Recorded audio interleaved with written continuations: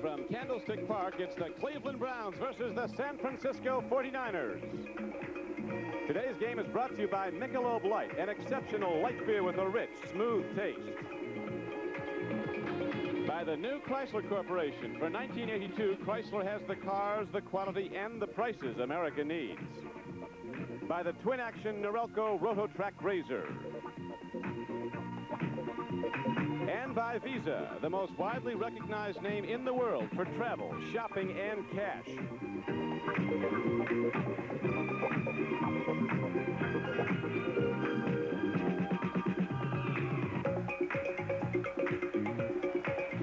Candlestick Park, San Francisco, an exciting place this 1981 National Football League season as the 49ers, with a 7-game win streak on the line and an 8-2 record, go against the defending AFC Central champions, the Cleveland Browns. This is Don Criqui with John Brody. The Browns in white and orange ready to kick it off. There is rookie Steve Cox from Arkansas. Bill Ring is back with Amos Lawrence. And here is Amos Lawrence taking it for the 49ers at the 5, the 10, the 20. Not done as he crosses the 30. And Lawrence, one of the smallest players on the field, at 172 pounds, gives the 49ers the good run back. 28 yards.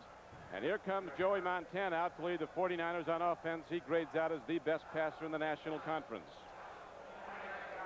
You see his runners and his wide receivers catching a lot of balls as always. Solomon and Clark. Charles Young probably having his best year yet at tight end. Offensive line has gotten better and better. A great one at right guard, and Randy Cross. Farnhurst, the right tackle, is also a very strong player. 49ers go to the run on 1st and 10. Walt Easley, a rookie free agent fullback out of West Virginia, takes the ball ahead and gets it from across the 35 for a gain of about 4 yards. Defensively for the Cleveland Browns, they go with the 3-4 with Marshall Harris, Henry Bradley, and Lyle Alzado in the defensive front three. And the backers left to right: Don Good, Robert L. Jackson, Dick Ambrose, and leading tackler Clay Matthews. The secondary has Ron Bolton and rookie Hanford Dixon at the corners. Autry Beeman starts at free safety for Darden, and the strong safety Clarence Scott. On 2nd and 6, Niners go back to the run. Not much there, though. The Browns fill very quickly. Walt Easley again gets the call. The playing field here, John, has been a problem. There's a lot of rain in the last few days in San Francisco, and this has been resodded since the baseball giants left. And the problem right now is that the 49ers are sitting in that spot. That is the area. You can see all those little dirt marks. This was freshly seeded. During the warm-ups, nothing happened. They've run 2 plays, and they've got 20 pock marks out there. So that area has all been reseeded. That's right, in the past week since the Atlanta game. Now it's 3rd and 5, so Montana ready to put it up for the first time. Checks his receivers, delivers a strike. It's going to be perhaps a little short of a first down. We'll have to spot the ball. I think they're going to give it to him, Donnie. It looks to me like where the man put his foot, they've got it by about 6 inches.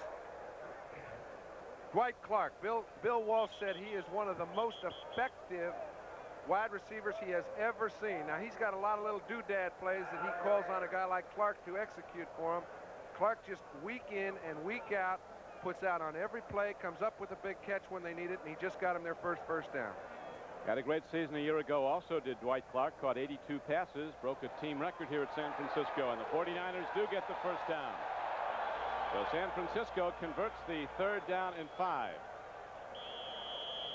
The divisional standings right now, Cincinnati's closing in on an 8-3 record. They're routing the LA Rams at the moment in Cincinnati. The Buffalo's losing. And in the National Conference West, San Francisco with that 3-game lead with 6 to play. Of course, Los Angeles and Atlanta both being beaten badly today by Cincinnati and Pittsburgh. On 1st and 10, Montana throws over the middle, and the ball is caught by Paul Hofer, and he's down to the 41-yard line. Paul Hofer catches the ball over the middle, and the 49ers take it over midfield with a 16-yard gain. All right, Joe Montana has been a first-half quarterback all year, and generally it's been because they get a lead, he lets his defense take over. That's a luxury most quarterbacks don't have. We take a look at Montana's stats. His 62.8 percentage. He hasn't thrown much in the second half. They haven't scored many, but their defense has taken over. He does come out of the box firing. 49ers like to throw the ball, and they do it with precision. Now they go back to the run on a first down play. Straight ahead goes that power-driving fullback who came in as a free agent, Walt Easley from West Virginia, 6'1", 226-pound back. Driving straight ahead on a 1st and 10 play. He got 6, so it's 2nd down and 4 now. Don, isn't it funny how when you complete a couple passes, you run the same play you couldn't make it back to the line of scrimmage on, and all of a sudden you've got the linebackers a little concerned. You pick up 7. And the 49ers moving on their first possession. Sam Rutigliano concerned about his Browns defense at the moment. 2nd down, a long 3. Here's the pitch back, right back to Easley, running hard while Easley puts his head down. Looks like he has another San Francisco 1st down as he drives the ball down to the 31-yard line. Hard hit put on him there by Robert L. Jackson. Autry Beeman also coming up on the play. Well, they have the ball. He has the 1st down. We mentioned earlier that this is a must game for Cleveland, and not necessarily to win their division. But when you see a team like Buffalo getting beat, Miami now in a battle with Oakland, but they were getting beat badly. You're talking about all the contenders in the AFC that are struggling to get in the playoffs. 9 and 7 could very easily put an AFC team in the playoffs, and that's what Cleveland right now is striving for.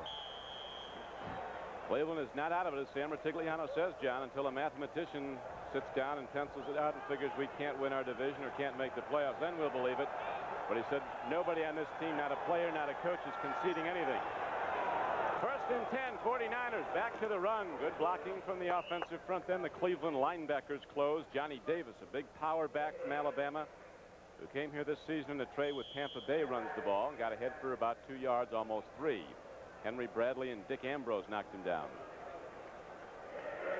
Lots of switches in that 49er backfield. Is that how the plays are sent in?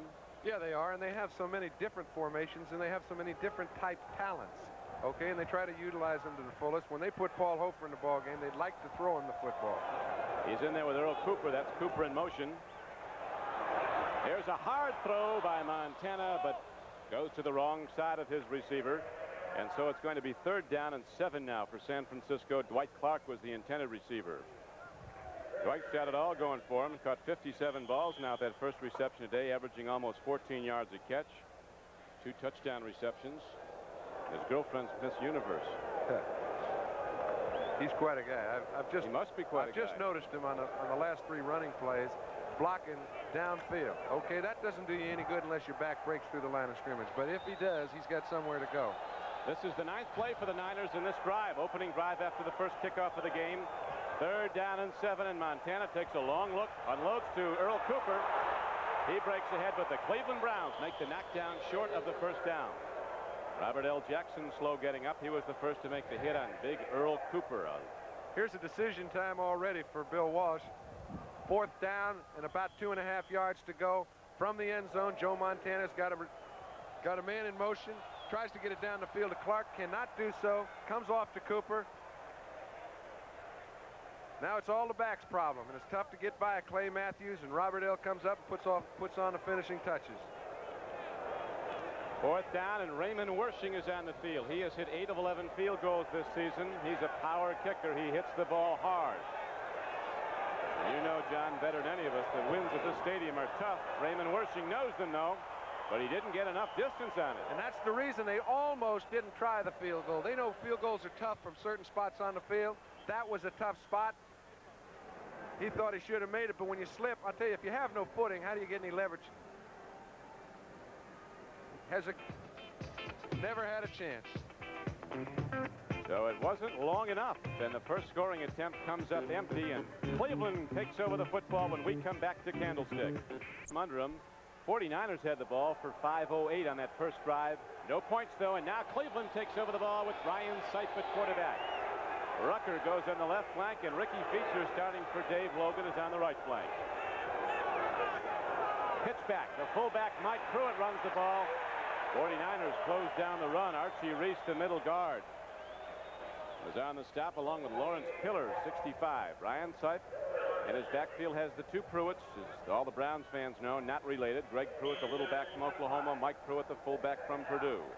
Feature and Rucker, the wideouts, and Ozzie Newsome, a great pass catcher from Alabama, tight end. 48 receptions coming in. Dave Logan with a hamstring pull, held out at least at the start of the game. Deacon, Jackson, Sullivan, Delamalure, and Rison, the offensive lineman for Cleveland. One of the 49er coaches said they've got a bunch of guys named Joe on that offensive line. Browns took note of that. Second down and 2. Brian Sipe stands in, throws in the flat. Ball comes in high to Ozzie Newsome. So it'll be 3rd down and 8 for Cleveland.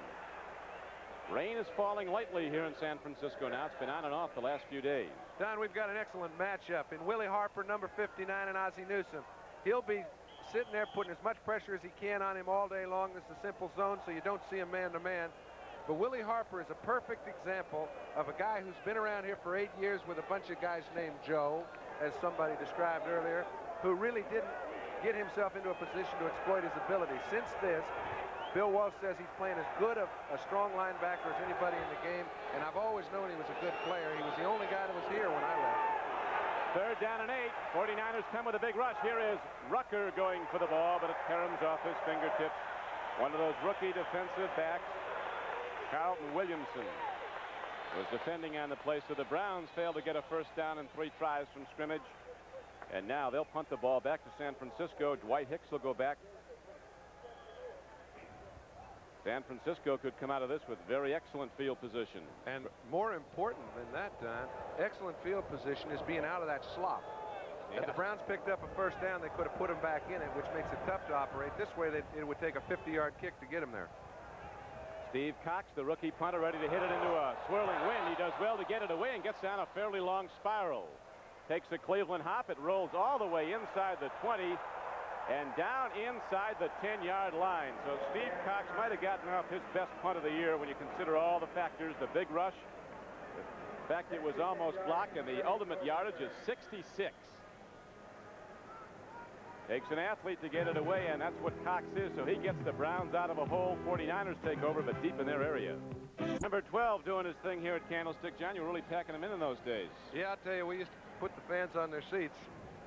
Here's an old friend coming after you, Merlin Olsen.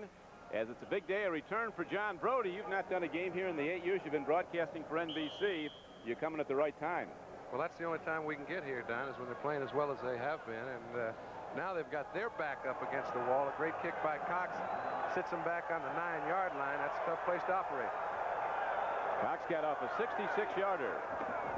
49ers go to the run, and here comes a penalty marker in as the carry is out across the 10-yard line. Johnny Davis, the big power back, takes it. Simple little holding penalty. Now they're about 5 yards deeper in their own territory. The famed Galileo High School grads right down a couple of booths away. O.J. Simpson. Back home to watch these Niners. Of course, O.J. closed out his career here at Candlestick. He was probably the reason they ripped up the field, wasn't it? The artificial turf. Joe Thomas wanted to give him a softer track. I think all tracks were just a little too stiff for him by the time he got out to San Francisco. Holding offense number 56. 1st down. He'd done his work. He never misses a ball game anymore, though, Donnie. He's here every week. Well, there's 59,000 here every week now. This building is sold out. And now Montana play faking from the end zone. He has a problem, and he might be intentionally grounding the ball. He is. That's an automatic safety in the end zone. A 2-point lead now for the Cleveland Browns. It's a bad way to start, and the 49ers haven't been starting this way. He tried to get the ball all the way down to Solomon. His pass protection broke down just a little bit. That's a 2-point mistake. Had Joe thought about it a little bit earlier, I don't think he got a good grip on the football. He wanted to go down the field to Solomon. You can see him pumping up. Doesn't feel like he can get it down there. Thought he could get away from the defensive lineman. Couldn't. That's 2. So a safety is the first points on the board, and the Browns take the lead. They'll take it any way they can get it. The Cleveland Browns have lost so many tight games this year. Last year, as you're pointing out, John, they won the close games, and now this year it has gone the other way. Their 4-6 record could very easily be a winning record. And the way things are developing today, they're far from being out of the playoff picture. With Buffalo losing, days in, you got to recheck it all, and we still have 5 weeks to go. Hey, look at Bob McKittrick, the guy with the bald head. He's the offensive line coach. It's funny, you know, he's got those earphones on. Maybe he's got 4 ears on his head because they're not going over the 2 I see. He never wears a jacket. It doesn't matter what the weather. You can see him on the North Pole. Now they got a lot of funny guys out here in San Francisco. This is Jim Miller, who's the punter. He doesn't wear a shoe. We got guys that don't wear jackets. Jim gets himself a free kick. Not that he wanted one. Came as the result of the safety. He gets off a good one, a high one into the wind, carries way downfield, and Dino Hall takes it for Cleveland at the 25-yard line. Straight ahead goes Dino across the 40 and out to the 43. Defensively, San Francisco has improved vastly this year. 49ers have taken a defensive unit that was really porous last year and now put together a unit that's given up very few points, particularly in recent weeks. We'll watch them attack Cleveland after this. Radio Shack. 5-yard line out close to the 47. Don, this is the day when Mike Pruitt and Greg Pruitt know that they have to have a good day. And when you talk about horses for courses, I think Greg Pruitt might be considered and might be the best muddy weather running back in the game. You remember all the great games he's had. Generally, it's been in inclement weather. He's certainly got that condition today. And if you see a guy that can do it when it's going bad, number 34 may get a lot of play. They didn't have Greg Pruitt last week at Denver. His knee was acting up, but he's as good a pass catcher coming out of the backfield as there has been. Great hands, and Sipe will go to him often today. It's 2nd down and 7. Now they go to Greg Pruitt on a run. Lost the handle, did well to recover the ball, and gets back to the 45-yard line. He lost a yard or two as Carlton Williamson, strong safety, the rookie from Pittsburgh, was busting through. Well, it always works this way, Don. As soon as you say something about somebody, if he gets this ball cleanly, he might be able to make the break right at the point of attack and do all right. He's got to put his attention on the ball, which he did not get cleanly. As a result, he can't crack through the hole and gets brought down easily. Carlton Williamson, as you said, is one of the toughest hitters in this game, and he's only a rookie. 49ers had a great draft. Went for defensive backs, and every one they got, 3 in the first 3 rounds, have been outstanding. They're all starting. Ryan Sipe on 3rd and 7. Fires. Man is open. Rucker catches the ball for a first down for the Browns at the 36-yard line of San Francisco. So Sipe throws a 19-yard strike. Well done. Don, I do not get privy to the game plans, but I do know that in watching the 49er defense, they are laying back to the inside. In a man-to-man coverage, it appears to me, even though they're playing zone. The 2 corners, Saladin Martin in this case, and on the other side, remember, lots in the middle in the nickel defense. And when you're playing on the other side, they both stand to the inside. I think you'll see a lot of sidelines, is what I'm saying today.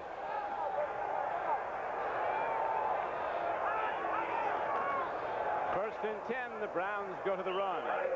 Mike Pruitt takes the ball right up the middle inside the San Francisco 35-yard line down to the 32. Hacksaw Reynolds, 64, made the knockdown.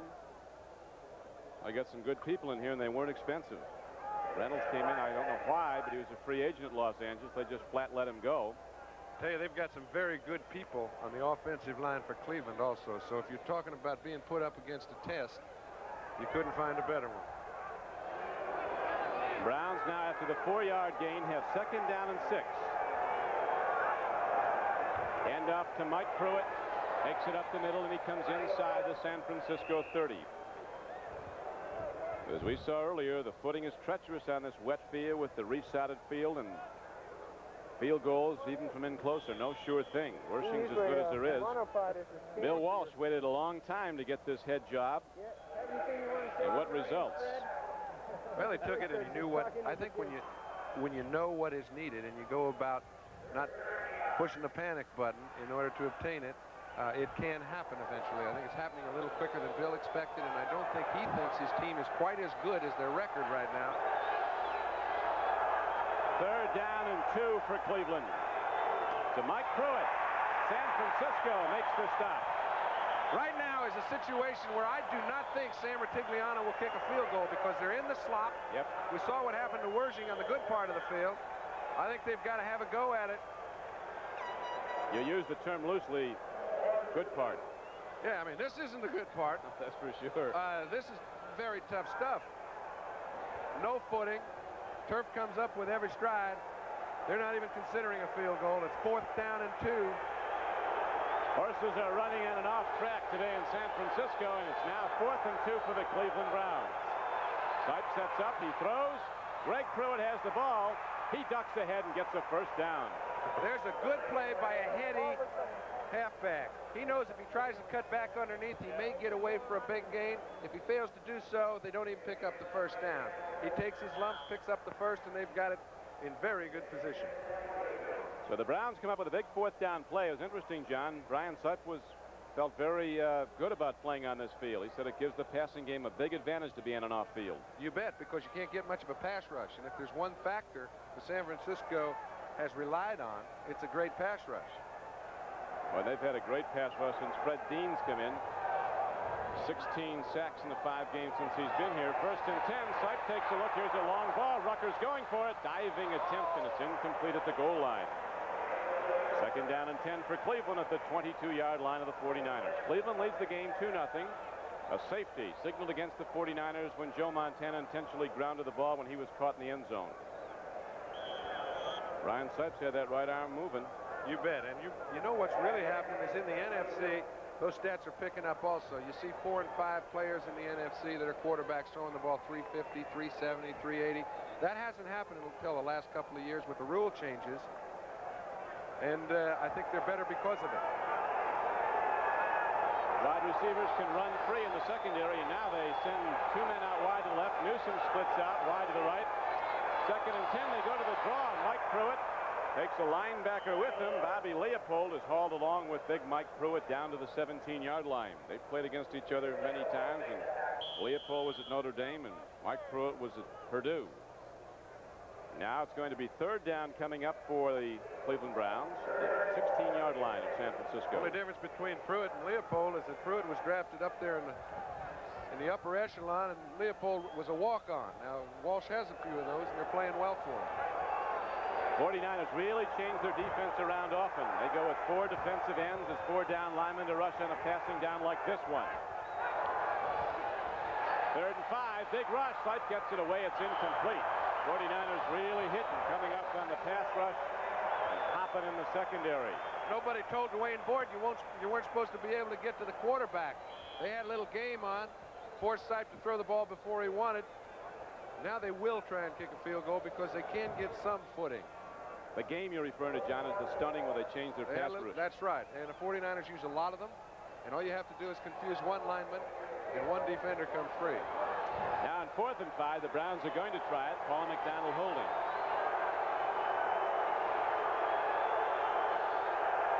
The 33-yard attempt. Barr gets it up, but he is wide to the left. Matt Barr, who you'll recall after he was cut by Pittsburgh Steelers this year, spent some time with San Francisco, has enough distance, but he's wide of the mark. And so, with 3:15 to play in the first quarter, it's Cleveland 2, 49ers nothing. The troops out here trying to make some adjustments. You can see what the playing field is like. These guys have done about all that they humanly can to keep this field in condition. It's really, it's been an embarrassment to a lot of people in San Francisco, and it would only take a decision to change it. Going to be some planting going on when the season comes. Right now, 1st and 10 for San Francisco. Montana throws the outlet to Paul Hofer. He got some room to go, and Hofer's across the 30. Rides the ball out to the 35-yard line. Don, let me tell you, Hugh McElhaney was the only other back in 49er history that ever got the people out of their seats as soon as he got his hands on the ball. Number 36 has twice won the Lenny Eshmon Award, which goes to the most valuable player for the 49ers. That's when they weren't even going well. Now he's come back from a leg injury, and every time he gets in the ball game, it pumps the people up. And I think it has some effect on his teammates also. Paul Hofer, a runner out of Ole Miss, just picked up 15 yards. A big play for the 49ers. First down. Now here's Ricky Patton running wide. Cooper blocks, but the Cleveland Browns fill very nicely on defense. Turn it all back in, and there's very little gain on the play. It'll be second down. Look at the scores today. Pittsburgh a winner and goes to 6-5 on the year. Oakland routs the Dolphins at the Orange Bowl, giving Buffalo an excellent chance to move up, but they didn't. Denver, 24-7 victory over the Buccaneers at Tampa Bay. The Broncos go to 8-3, heading to Cincinnati. The Jets finally beat New England for the first time since 1975 at Foxborough. And Buffalo, in a state of near collapse today, shut out by the lowly Cardinals, 24-0. Neil Lomax started that ball game, remember. The rookie out of Portland State. Here's a swing pass. Montana on 2nd and 9 goes out to Earl Cooper. And the big back from Rice takes the ball across the 40 and out to the 42-yard line. The 1 o'clock games in the East and the Midwest, the finals coming in. Philadelphia wins again, 9-2 on the year. Baltimore now loses 10 in a row, 1-10. Cincinnati moves to 9-3 on the year, or 8-3 on the year, with a 24-10 win over the Rams today. LA drops to 5-6. 49ers like those results. Well, they've got a situation where they can get to a 4-game lead with 5 left, and the Packers win their 3rd in a row. Bart Starr hanging in. Over the middle goes Montana. Dwight Clark makes the catch on 3rd down and 3. There's a gain of 6 yards on the play, a 1st down for San Francisco. Kansas City, very much a playoff contender in the AFC West, leading Houston right now, 17-3. And in the first quarter, the Cowboys, as good as any club in the league right now, leading the Detroit Lions 7-0 at the Silverdome. The Giants are up on Washington 7-0 in the first quarter. And while we're doing all the scores, Montana's just thrown 3 little screen passes, dink passes, 1 to Dwight Clark for another 1st down. They picked up 2. They're doing the things you can do on a wet field. 6 of 8 Montana is. Now he's 7 for 9. He goes to Ricky Patton on a 1st down play. It's another 1st down for San Francisco. We're taking a look at Montana. What he does as soon as every play is over, he takes a look to the sideline. Okay, they don't have a shuttle system. He goes to the quarterback to get the signal. This is just excellent execution. You take a look at Montana, he can throw from any position. And when a quarterback can throw the ball from almost any position, he has a lot of flexibility. He can go to a lot of different receivers. He can make decisions at the last second, and he does it effectively. Sam Rutigliano, Coach of the Year in many polls last season after his 11-5 year, watches his Cleveland defense now. 49ers put people in motion and go to Hofer, so quick out of the blocks. Hofer comes out of those blocks like a quarter horse out of the gate, sprints ahead inside the 40 and down close to the 35-yard line. 5-yard gain on 1st down. It'll be 2nd down and 5. It's amazing that Hofer's even playing football this year, John, after the knee injury he had. Not many people figured he would, but I know he thought he would. And next year he'll be back to normal, and things will be looking up backwise. Looked pretty good right there. That's the end of the first quarter. Gun sounds, an unusual first quarter score. Cleveland's in the lead 2-0, but the San Francisco 49ers are driving right now. We'll be back. Deliver the signal to Montana to keep him in the game, understand the game plan, and make sure he doesn't go to sleep. Walt Easley runs the ball on the first play of the second quarter. It was a 2nd and 5 carry, and Walt Easley gets the ball down inside the 30-yard line. Very close to a 1st down. Robert L. Jackson holding his back down again for the Cleveland Browns after being a primary tackler. Tell you, Robert L. is all game, Don, but when he pinched his shoulder early in the ball game, they said he would return. Sometimes you do favor certain parts that are injured, and you leave vulnerable others. Here he comes a little late. His own guy got him. So Robert L. Jackson's down. We'll be back. Now get 300 to 1,000. Good to see that Robert L. Jackson's up and about after taking a whack in the lower back after making a tackle. His own teammate Ambrose inadvertently got him. Well, when there are a lot of people around, they're coming from both sides. Got to get Dick checking the right color jersey. So Robert L. goes off. No doubt he will be back. In the first quarter, you see how it breaks down. The 49ers with a decided advantage, but Cleveland with a 2-0 lead. That's right. One thing to move it up and down the field. It's another to put it across that goal line. Last week, San Francisco beat Atlanta here at Candlestick Park. I guess it's the first time ever, John, that the 49ers have beaten all their divisional opponents in one season. Still have a few left. They do. It's not over yet. Now it is 1st and 10. 49ers go to the run, and Cleveland coming up quickly. Walt Easley carries the ball. Dick Ambrose was on the play, and so was cornerback Ron Bolton. So it was a 1st down carry. The gain was just 2 yards, and the 49ers now have the ball down to the 28-yard line of Cleveland. Montana's put the ball up 9 times. He's completed 7 for 66 yards. Joe Montana in his 3rd year out of Notre Dame, coming in with a 63% completion average. Hofer on 2nd and 8 tries to turn wide and does. Turns upfield. Paul Hofer gets ahead for yardage when it seemed there was none there. Clay Matthews finally knocked him down. You know what happens, Don? People ask you, why do you run wide on a sloppy field?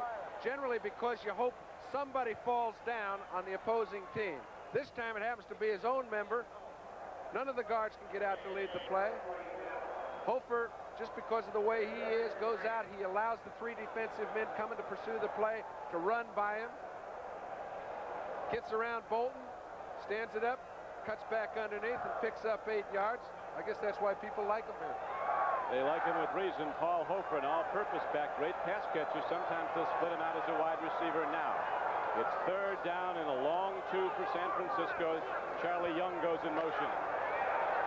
Here's a throw and a completion. Dwight Clark comes down with the ball, and he has a San Francisco first down. All right, now this is what we talk about when we talk about a well-conceived pass offense. We take the wide shot. Here's Dwight Clark standing out here, the wide guy. He allows his man in motion, Charles Young, to come back. He tries to get underneath, cannot do so.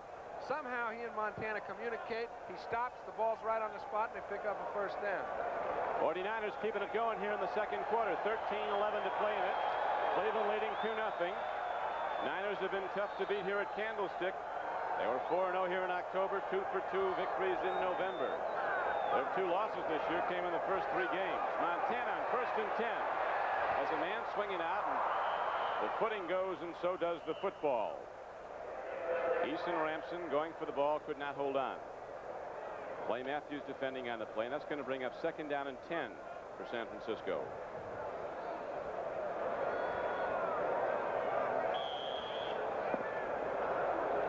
Eason's coming off with a limp. They're putting Johnny Davis in to replace him back from Tampa Bay. 12th play of the drive coming up here, John. San Francisco controlling the ball with that mixture of the pass and the run. Now it's 2nd down and 10, San Francisco. Freddie Solomon goes wide left. Clark is wide to the right. To the run. Walt easily puts his head down, runs head on into Don Good of the Cleveland Browns.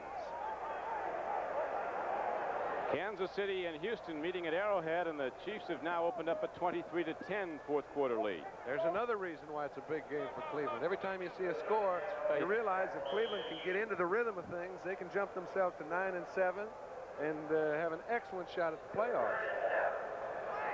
Joe Montana checking the sideline, getting the call. This telecast is presented by authority of the National Football League. It is intended for the private use of our audience. Any rebroadcast or other use of this telecast without the express written consent of the San Francisco 49ers and the National Football League is prohibited. 3rd down and 7. Handoff. Walt easily takes it straight ahead and gets down to the 10-yard line. 4th and 2 comes up now for the 49ers. Another case where you have to know your football field. Playing at home, you know where the good and the bad spots are. Generally, you'd say it's a sure passing situation. They hand a little draw. They try to give it to Easley, pick up 3 yards, and it gets him out of bad turf. Now, he should be able to put this one through the bars. I would think so. Raymond Wersching lost his footing his first attempt, you'll remember. Now he's in a much more solidified area of the field. Montana gets set. Randy crosses the snapper. On the way. Right through the uprights, and now it is a 3-2 San Francisco lead with 11:28 left to play in the first half. Raymond Wersching swings into the ball, no doubt about it. And the points are up for the first time for San Francisco. They'll kick off when we come back. Just taking the lead on a Raymond Wersching field goal. 3-2 is the score. Lyle Alzado, defensive end for the Cleveland Browns. Getting a break now, a rest on the sideline as Wersching kicks off. Lawrence Johnson is back deep with Dino Hall. This is Lawrence Johnson, a burner. Picks it up, he caught it. Oh no, I think did he touch it outside the end zone? Doesn't matter, Don. It's a muff. If it bounces, yeah. If it bounces in the end zone, he just made a heads-up play. He did. John, we've got some good ones next week. NBC doubleheader week. Pittsburgh will play at Cleveland, New England at Buffalo, and then those 2 8-3 teams, Denver, leader of the AFC West, and Cincinnati, leader of the AFC Central, meet at Riverfront in Cincinnati. That's the big game of the first games of the doubleheader. And then the second games will have Seattle at Kansas City, San Diego at Oakland, and Miami and the New York Jets will hook up at Shea Stadium, as the Jets are now very much a contender. That's how the standings are today. They're going to have to insert the Jets into second. That's right. Reggie Rucker catches the ball over the middle, but loses the handle at the 34-yard line. Well, so many people tell you Jack Reynolds isn't very good against the pass, but he actually caused that incompletion. And he's not fast to foot. We see a little shoe change down there, and there's plenty of reason for it. Most of them are going down with the longest cleat allowed, a 5/8-inch cleat. That's what the 49ers have been using, so the Browns figure they might know something. Second down and 10 coming up now. Ryan Sipe and the Browns on offense at their 20.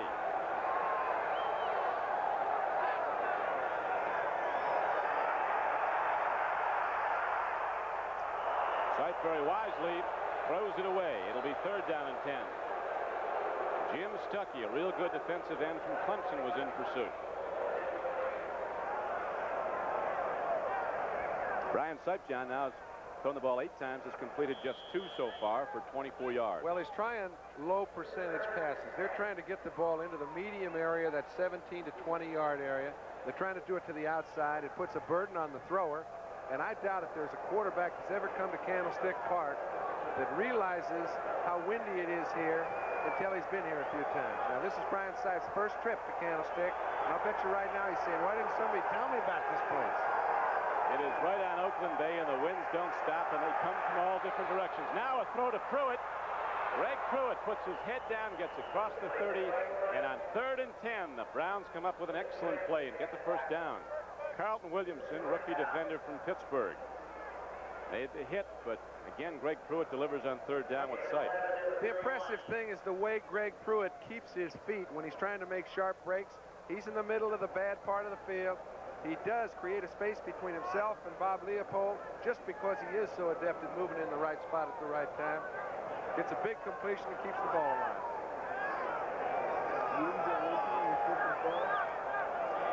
First and 10 for Cleveland. 11:03 to play in the first half. Ryan Sipe, play taken. Swings it out to Ozzie Newsome. And Ozzie has a problem as he is caught and thrown down. Willie Harper, number 59, gets him. 10-yard loss. Mentioned earlier, Don, that a guy that's really coming into his own and being recognized for it is Willie Harper, number 59. How many times has Ozzie Newsome stood back there and run that little screen pass? Nobody's out there with him. Look at Harper. You think he's not out there with him? Handles the blocker easily, steps on Newsome, and they cause a loss of 9. So the Niner defense comes up big. Willie Harper makes the play. They call it the new name defense here in San Francisco. So many new people, but they've all melded together to form a very cohesive club that's gotten better defensively every week. There's more name contests going on around here. There's gold rush defense. Here's a throw by Sipe, and out there for the ball. It's intercepted. Dwight Hicks, who intercepted 2 last week against Atlanta, gets his 8th interception of the year. They were going to Pruitt, but Hicks steps right in and picks it off. Dwight Hicks, the free safety who came here as another of those 49er free agents. Well, a good throw would have had him. It wasn't a good throw. The ball was thrown behind him, but that's the sign of a good defensive back. Somebody that kind of entices you to throw the ball. He stands around. He lingers playing center field. If you throw a perfect ball, they'd have had a completion, picked up a first down. Just a little bit off, though, and I'm coming in to get it. Hicks has been an opportunist all year long. Perfect illustration. That was the 19th interception of the season for San Francisco. As you see, they had 16 all of last year, so they've really improved in that area. Now Montana wants to get some in a hurry. He swings it out. Too much on it for Paul Hofer. Boy, the Niners, when they run the patterns, they've got people in every area of the field. Well, they do that, but that time Don Good played a pretty good defensive linebacker position to keep the ball from being complete. Nice to have a baseball game at Candlestick Park, 3-2. Yes. Second inning, who hit the home run? It'd have to be a World Series for San Francisco and Cleveland to be in it. There was some talk, John, a couple of years ago that Art Modell, the owner of the Browns, might buy the Cleveland Indians. Lyle Alzado heard about it. He said, Art, if you buy him, I want to play shortstop. Modell said, no way, pay you for 162 games? Now it's 2nd and 10. Here's the swing pass. Hofer goes for the ball. It skips off his hands. It'll be 3rd down and 10, San Francisco. Joey Montana's journey as a quarterback has been an interesting one, as you see Dwight Hicks on the sideline getting his 8th interception of the year. Sat on the bench at Notre Dame as a young man. Got in the second half in some games and won them. They finally figured this might be a player. And in his wisdom, Dan Devine then started to start him. He led him to a national championship in 1977. Doesn't have the great delivery. Maybe the great speed is lacking. But there's something in the chemistry of Joe Montana that makes him a winner.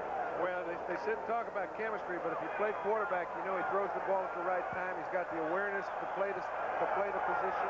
Anybody that knows about the great quarterbacks knows he's got those qualities. Long pass in the end zone is Clark. And fortunately, two young men missed the goalpost holder.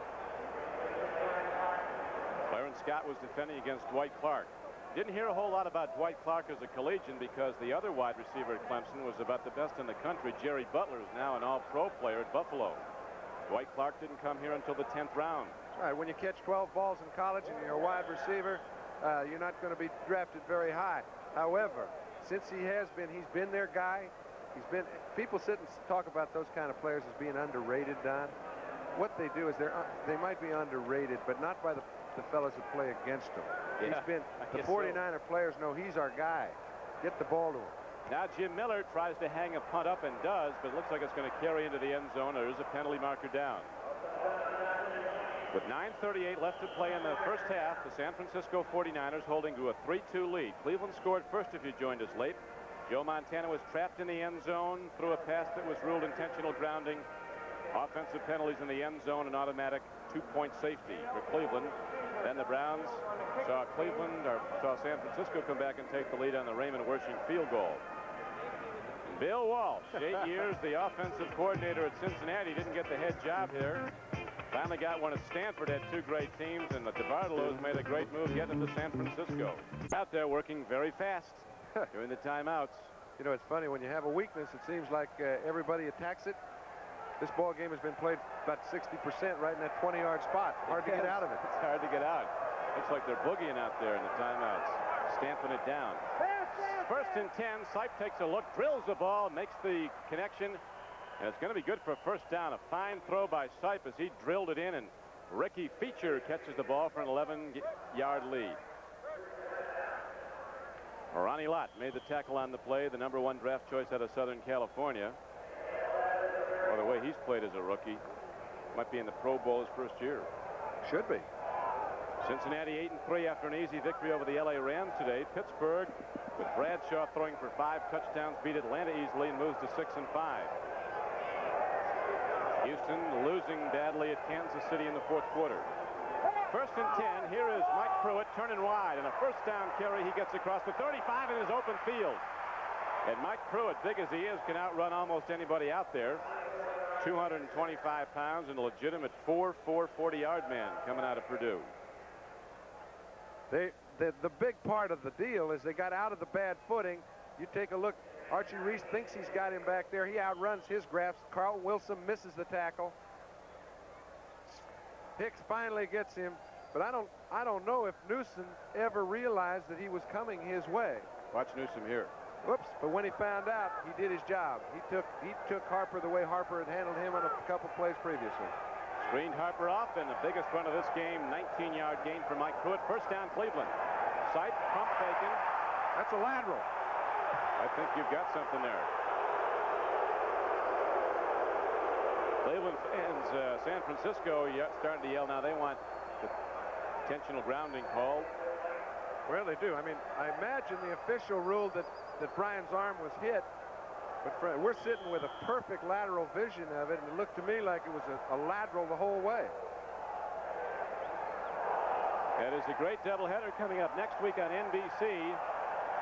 Denver, 8-3 leader of the AFC West at Cincinnati. 8-3 leader of the AFC Central. Then Miami goes to Shea. Plays the resurgent New York Jets. Right now, Brian Sipe takes a look, throws a long ball downfield, and Pruitt comes back at it but can't make the reception.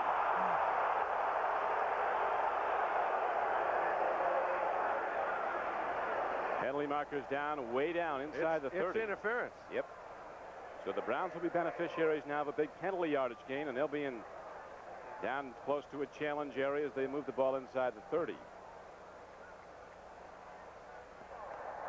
Chuck Heberling says.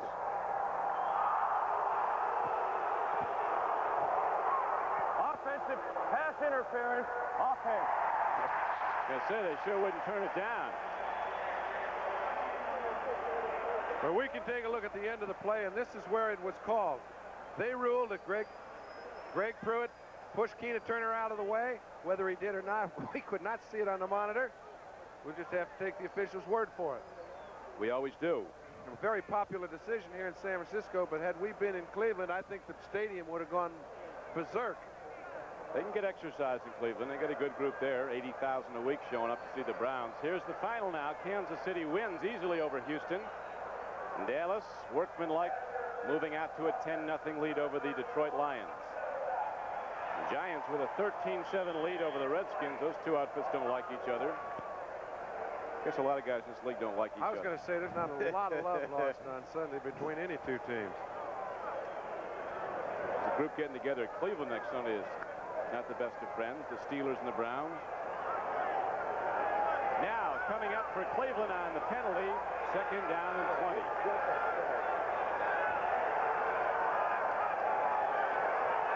Sipe takes a look long, throws. Keena Turner almost made the interception. They say that Keena Turner from Purdue is as good an athlete as there is in the San Francisco team. And that's why they have him in there in passing situations to cover those good offensive backs on pass patterns. He's covered 2 in a row just about perfectly. Brian Sipe has now put the ball up 14 times, has completed 5 for 36 yards, and the 1 interception. Which subsequently, you recall, led to the Raymond Worsham field goal, and that has given San Francisco the 1-point lead they have now. It's a 3-2 game. 8:32 to play in the first half. Sipe, 3rd and 10. Home run ball. Ozzie Newsome's out there. Up goes Ozzie, and he comes down with the ball.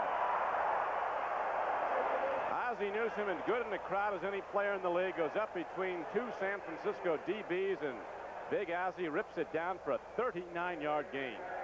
Now, that was just like a basketball play. It's one thing to go into the crowd when you're on the dead run. It's another when the ball's hanging in the air and everybody's loping around. He gets great position on Carlton Williams, and when he does, he comes down with the ball, keeps his attention in perfect spot, and you can take a look at Brian Sipe. If he gets this kind of protection all day long, he will eat the 49ers alive. They've got 2 men on Dean, number 74, trying to get close, never got a hand on him. Those guys named Joe are doing some pass blocking, and now the Browns are challenging. 1st and 10 at the 21. Sipe gets time. He throws and gets it too long for Ozzie Newsome down at the goal line. He put that one right where he intended. Yeah. 4 rows up. Willie Harper and Carlton Williamson were combining on the defensive coverage for San Francisco.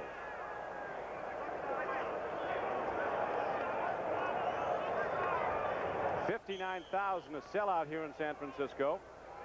This town is really alive. It always is, but it hasn't been over the 49ers.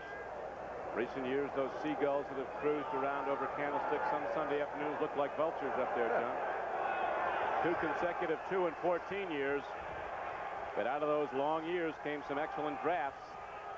They stayed with the program, and now the 49ers have what might be a championship team. We don't know, but right now Greg Pruitt takes it down for the Cleveland Browns inside the 10-yard line. Now that was a beautifully conceived play. They sent the wide receiver in motion. When they did so, somehow there was a 49er mix-up. They did not have contained with the cornerback. They got out there, found a slight crack. You can see it right here. Ronnie Lott's trying to come up from his free safety position in a nickel defense to contain. Williamson's caught back in the flow. Pruitt picks up a 1st down on the 7. 16-yard gain there. Delon Malier took Ronnie Lott right out of the play. Now the Browns are challenging to go ahead. They have the ball 1st and goal at the San Francisco 6-yard line.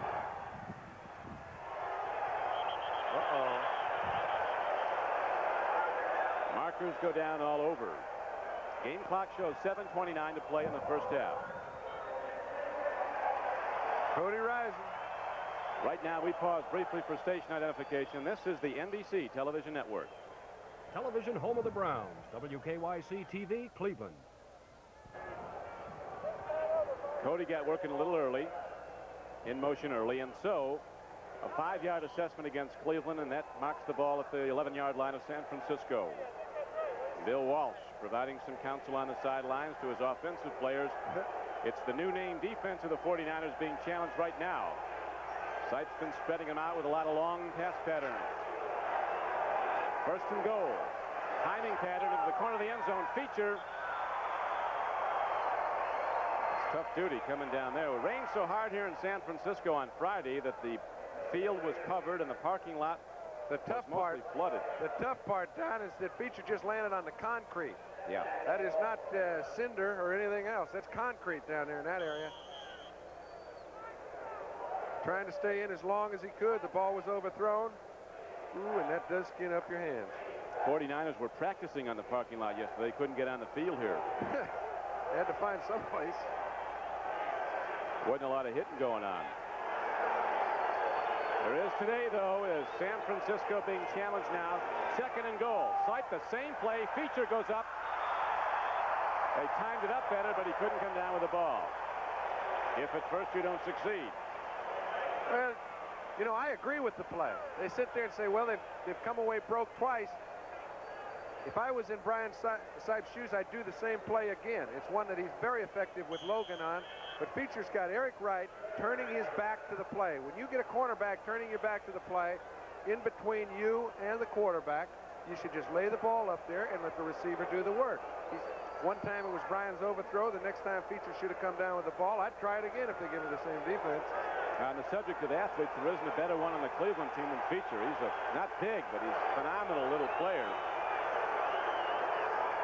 Third and goal. Brian Sipe throws over the middle. It comes in wide of Ozzie Newsome.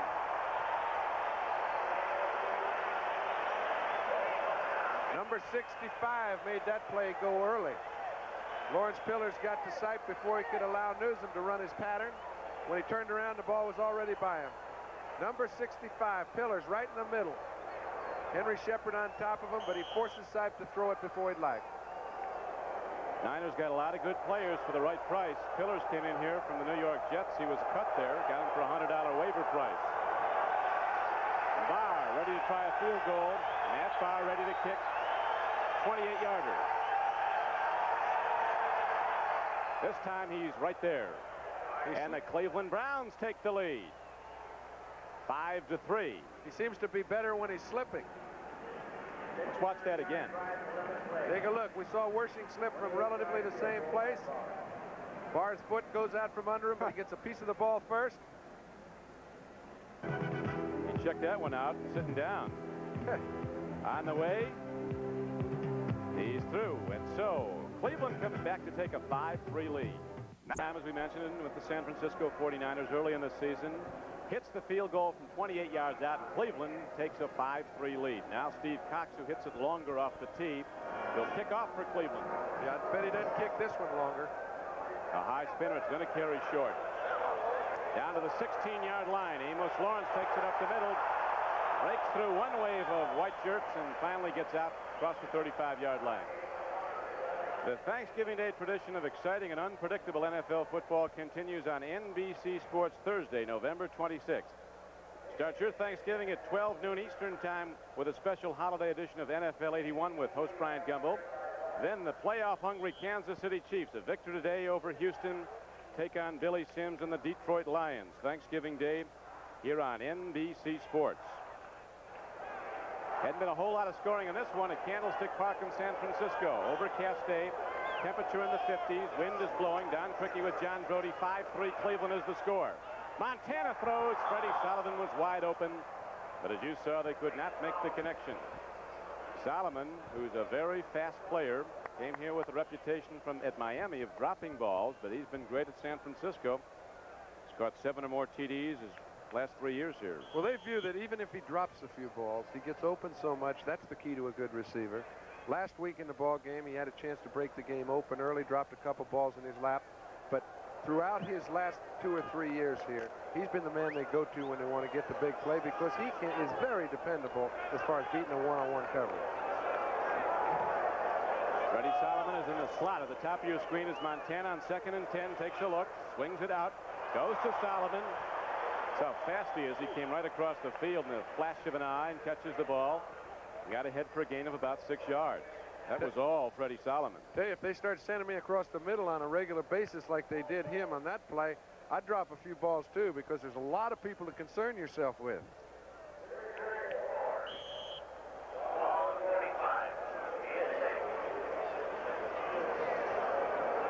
Ball is advanced now out to the 45-yard line of San Francisco. Game clock shows 6:20 to play in the first half. Cleveland holding to the 5-3 lead. It was 2-0 Cleveland. It was 3-2 San Francisco on the Wersching field goal. Now 5-3 Cleveland on the Matt Farr field goal. 3rd and 4. Montana takes a look at Dwight Clark, throws to him, and there's a first down. Inside the 40. Everybody in the house knows they're going to go to Clark. But what do? Put 3 men on him. They've got men in motion. They get him isolated in a one-on-one situation. He breaks the zone about as well as anybody can do it. Montana waits on him. Okay, he's supposed to come across the middle. He breaks to the outside, sees a clean lane there. Picks it up for the first down. And he does not have 4.9 speed like he claims. It's about turn to 9 upside down, and he's got the right speed. Well, that was good for 16 yards and a 40-yard first down. Now they go back to the throw. Swing pass. This is Earl Cooper. A lot of football player coming into defense once he gets up the head of steam.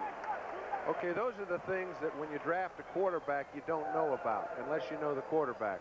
This time it's a go for broke type play. He's trying to get Dwight Clark all the way down the right sideline for 6 points. It looks a little touchy down there. What does Joe do? He comes off to his alternate receiver, picks up 9 yards, and keeps the drive alive. Those are the things that when you say you can teach them, you can to a fellow that's aware and can learn them. There are some quarterbacks that come in this game and have played 14 years and still can't throw to backs.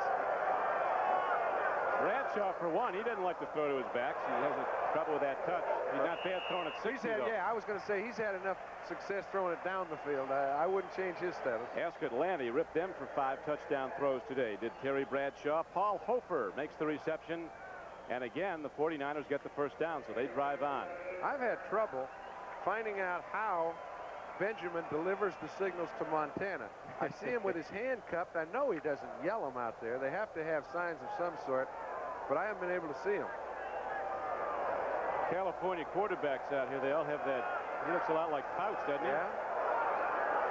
Montana on first down, waits and throws it away. Good coverage. Don Good, outside linebacker from Cleveland, was step for step with Freddie Solomon. There was no open receiver. Yeah, you don't. I think a Montana knows you don't get 5 seconds to throw when you've got Lyle Alzado coming from your blind side. And even if you have it, it's wise not to take it. You see Montana's numbers for the day. He came in the 3rd round. They have a contest here giving him a name. Big Sky Joe, Frisco Joe. Butte, Montana is one of the names they call him. That's right. Let's watch this play. They've got 4 wide receivers in the game. I haven't seen this in the National Football League, but take a look at the numbers of the backs in the backfield. 87 and 88. Wide receivers in the backfield, Dwight Clark and Freddie Solomon. There's people running all over this football field, and so's Montana. He has a problem. For the moment, he eludes Marshall Harris, but not for long, and so the Cleveland Browns do an excellent job of defending against the pass. Well, it's the second time. Sam Ratigliano saw that in the film. He probably was a little surprised the first time he saw it. Last week they tried it 2 or 3 times. Both Solomon and Clark came wide open. They had them both in the backfield. And take a look. Look at the way Cleveland handles these 2 wide receivers. Okay, they've got him. By the time Solomon tries to slide to the inside, Montana's on his way to the sideline. Good defense.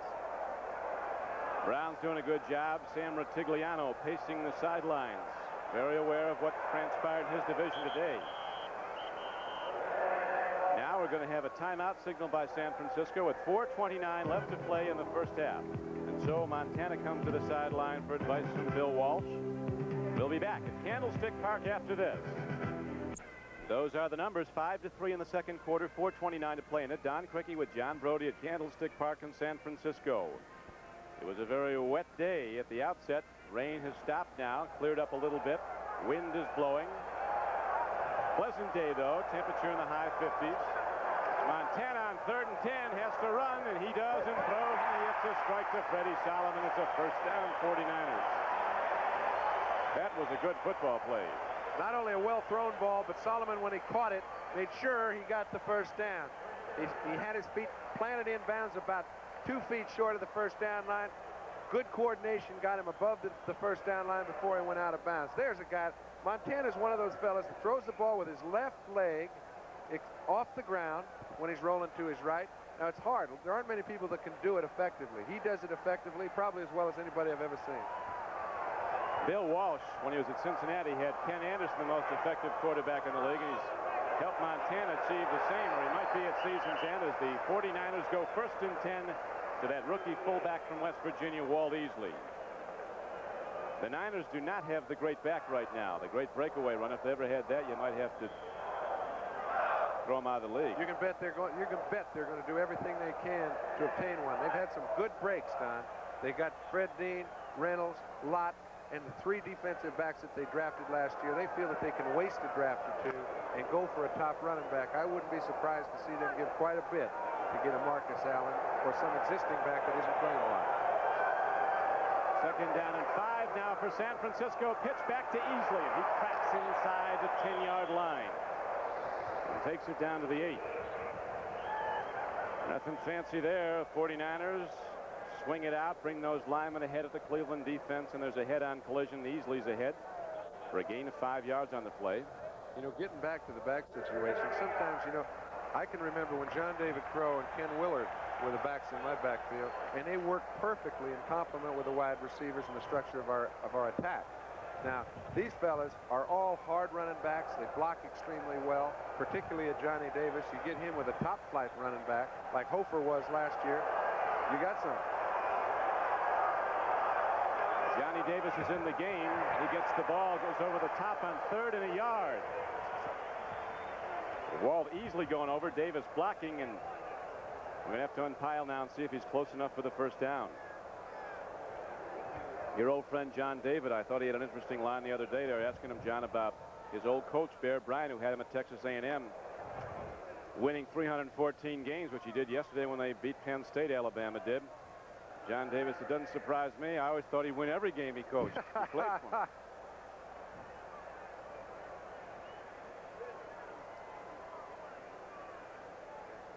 John David Crow was the Bears' only Heisman Trophy winner in all those years and all those great players. Niners get it, drive on, so they look to take back the lead for a second time as they'll go 1st and goal from the 7-yard line of Cleveland. 12-7. We talked at the outset, John, about the Browns being a team like a baseball club that this year can't seem to win the one-run games. But they're in every game. I'll tell you one thing, if the Niners go ahead, watch for Cleveland to come right back. We saw Dallas holding to a 10-point lead. Handoff. The ball is taken down inside the 5-yard line for a gain of 3. Paul Hofer running hard. Clarence Scott and Robert L. Jackson were on the stop. If they're able to run the ball in from the 5-yard line and 2 downs, I will be surprised. Cleveland is very tough once you get down there. I think they're going to have to put it upstairs, and I don't see any reason to waste time. If you're Bill Walsh, I'm sure that's what he's going to be talking to Montana about. Montana's walking over to the sideline. He's going to let it wind down to 2 minutes to get the free timeout. It'll be 2nd down and goal from the 4-yard line for the San Francisco 49ers. At the moment, the Cleveland Browns are holding to an unlikely 5-3 lead. We'll be back at Candlestick Park, San Francisco by the bay after this. Go the 49ers with the ball, 2nd and goal at the Cleveland 4-yard line. And as you see, the Browns holding to a 5-3 lead, 2 minutes to play in the first half. Montana with that diverse San Francisco passing game. 49ers have had long drives in this game, but their only points came after an interception by Dwight Hicks. A short drive thereafter, Raymond Wersching kicked the field goal to put them ahead of the time. Now on 2nd and goal, Montana has a problem, and Don Good gets him back at the 19-yard line. Oh my. Montana goes down hard. He took a good lick there. Don Good, a big, hard-running linebacker, comes and gets him way behind the line. I tell you, Joe Montana's a real tough nut, but when you get in a position like he was in, running to your left, trying to throw the ball to the right, Good gets a good grasp on him and stuffs him in the turf. Now they're back where those field goal kicks aren't very easy. Have some Clevelanders, more than a few, who've made the trek west to follow the Browns. San Francisco from second and goal at the 4, now goes to third and goal from the 17-yard line. So Mr. Montana is going to come over and check out some coaching advice with 1:29 to go in the first half. We'll be back at San Francisco after this. And Purdue University, he's been running the ball well, but right now it's the Cleveland defense that has called on as the San Francisco 49ers looking to break this Cleveland lead of 2 points. 49ers with third down and goal coming up from the Cleveland 17-yard line. Another big rush. Swing pass goes to Hofer. He eludes one tackler and another and dives down to the 12-yard line.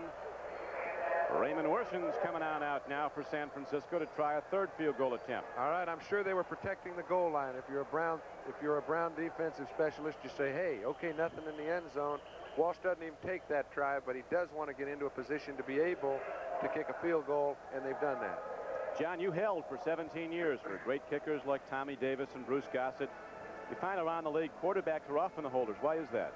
Well, I think it's one of the most important parts of the kicking game. I mean, number one, when a kicker knows that you are there and you will get the ball down under all conditions, as you see Ray Wersching patting Montana on the back, you find the spot. It's a very responsible position. Somebody asked me why I held, and I guess once I said, well, so it won't fall over. But, you know, it's silly because it's a place where a quarterback should be there. You think it'd be a wide receiver, though, a great wide hand. Well, listen, I'm not certain that wide receivers have better hands than quarterbacks, okay? That's my opinion. I'll accept that.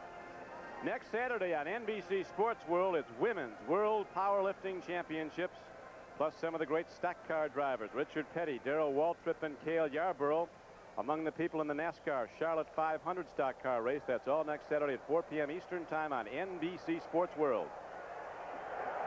Raymond Wersching, who hit one from this end of the field, you recall, to give the 49ers a 3-2 lead, now looking to take it back as Cleveland leads 5-3. Wersching hits the ball hard and right through. Never in doubt, and San Francisco takes a 6-5 lead with 1:07 to play in the first half. Nobody's been in the end zone with a football yet. A 29-yard field goal by Raymond Wersching.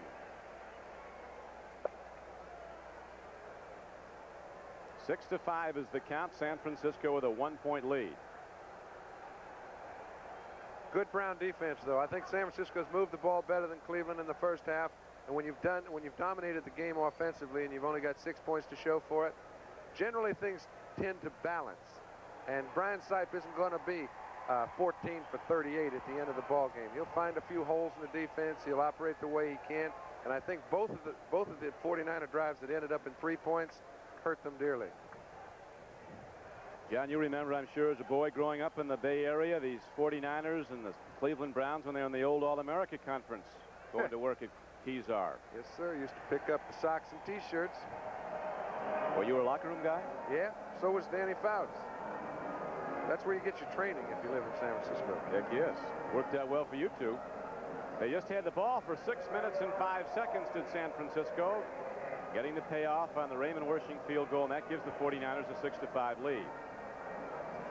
Both these teams came into the National Football League in 1950. The Cleveland Browns, of course, in 1950 went right into the NFL and won the league championship.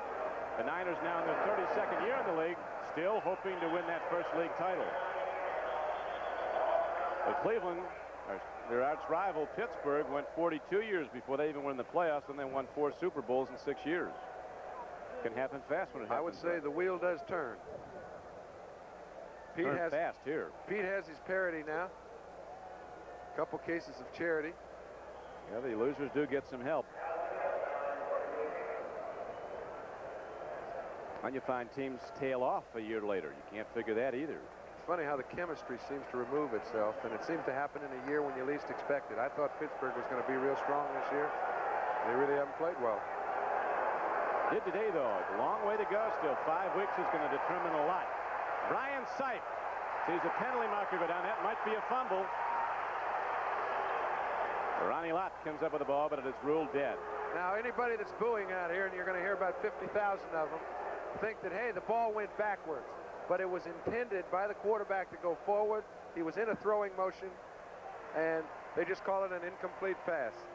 However, there's a penalty down, as you mentioned. Here goes Sipe. He's trying to get the ball going down the field. Whoops.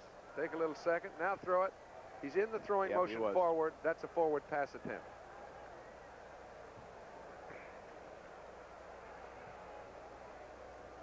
But the call is going to go against the Cleveland Browns as Chuck Heberling, the referee, steps it off back to the 10-yard line. It'll be a holding call. Holding. Offense, number 73, first down. Don, do you know, had the 49ers not called 2 timeouts in this ball game already, they'd have enough left to force Cleveland, all right, to put the ball in the air from down there and possibly get the ball at midfield and score before the half. But they've taken 2 timeouts, and it definitely is a minus for them. 59 seconds as you see. Here's Mike Pruitt carrying the ball, running hard, and Pruitt takes some licks. Ronnie Lott, 42, Keena Turner, 58. Both come up and stick him. So did Bobby Leopold, 52. And Fred Dean was the man who was coming after Brian Sipe, trying to put Brian on the Dean's list. Fred Dean's gotten everybody in the league he's played against. His first play as a 49er on defense, he sacked Pat Hayden. Ended the day with 5 sacks against the Rams. So Fred has done it since he's come to town. Dallas offensive tackle said he looked at the game board and saw he was 6'4", 230. He said, I can't wait to play this guy. Said on the first time he rushed, he didn't block him because he didn't see him. That fast. Here comes Greg Pruitt running the ball. And Greg breaks through on 2nd down and 25 and gets the ball out close to the 15-yard line. Game clock winding down to 8 seconds to play in the half now, and 49ers call a timeout. That's right. They called 1 unnecessary timeout. I say unnecessary because they wanted to get things straight. Had they 2 left, they'd have had 30 seconds to operate in. This way, they've only got about 2. What they'll try to do is get the kicker Cox to kick it high and short, fair catch it, get a free kick, kick a field goal before the half. If the ball's kicked more than 30 yards down the field, no game. It doesn't happen often, but there have been games decided there. In fact, Atlanta tried to do it right here last week, John. Called for a fair catch late in the game, hoping to get the winning field goal on a free kick. Halftime, NFL 81. We go to New York to Brian Gumbel for an update on all the games this 11th week of play. There were upsets, and there were some surprisingly strong performances by the good teams like Cincinnati and Denver, who lock up next week at Riverfront Stadium. Both those teams extending their season record to 8-3 with decisive victories today over strong NFC opponents. Cincinnati beating the Rams handily. That's how it stands. 18-17. AFC has dominated interconference play in the recent years. NFC coming up. NFC finally getting some good young quarterbacks. Well, I think that's the visual part, Donnie. I think the big thing is that the fixed ideas of the National Football Conference changed. They can't call timeout. The half is history. It is. Wasn't a lot of scoring. There was a lot of action. There's going to be a lot more in the second half as Bill Walsh and his 49ers go to the locker room with their first half winnings. Not very much. A 6-5 San Francisco lead. NFL 81 and all the scores and stories is coming up right after this here on NBC. 30 and weaves and works his way behind blockers all the way out to the 40-yard line. And there, the Cleveland Browns go on offense, 1st and 10, trailing 6-5. On offense, the Cleveland Browns go with Brian Sipe at quarterback, just one Sipe today. His runners are the 2 Pruitts, Ricky Feature and Ozzie Newsome, and Reggie Rucker, the pass receivers. Dave Logan's not played today, did not start because of a hamstring pull, and they've gone with Ricky Feature all the way. He's on the right flank now. Rucker's on the left, and Ozzie Newsome comes in motion. Sets himself strong to the left. 1st and 10. Over the middle, Mike Pruitt catches the ball, and then a penalty marker comes flying in. Dwayne Board was rushing the passer. Doug Deacon was trying to hold him off. And we get that grip of the wrist, which the offensive team sinks a little when they see that.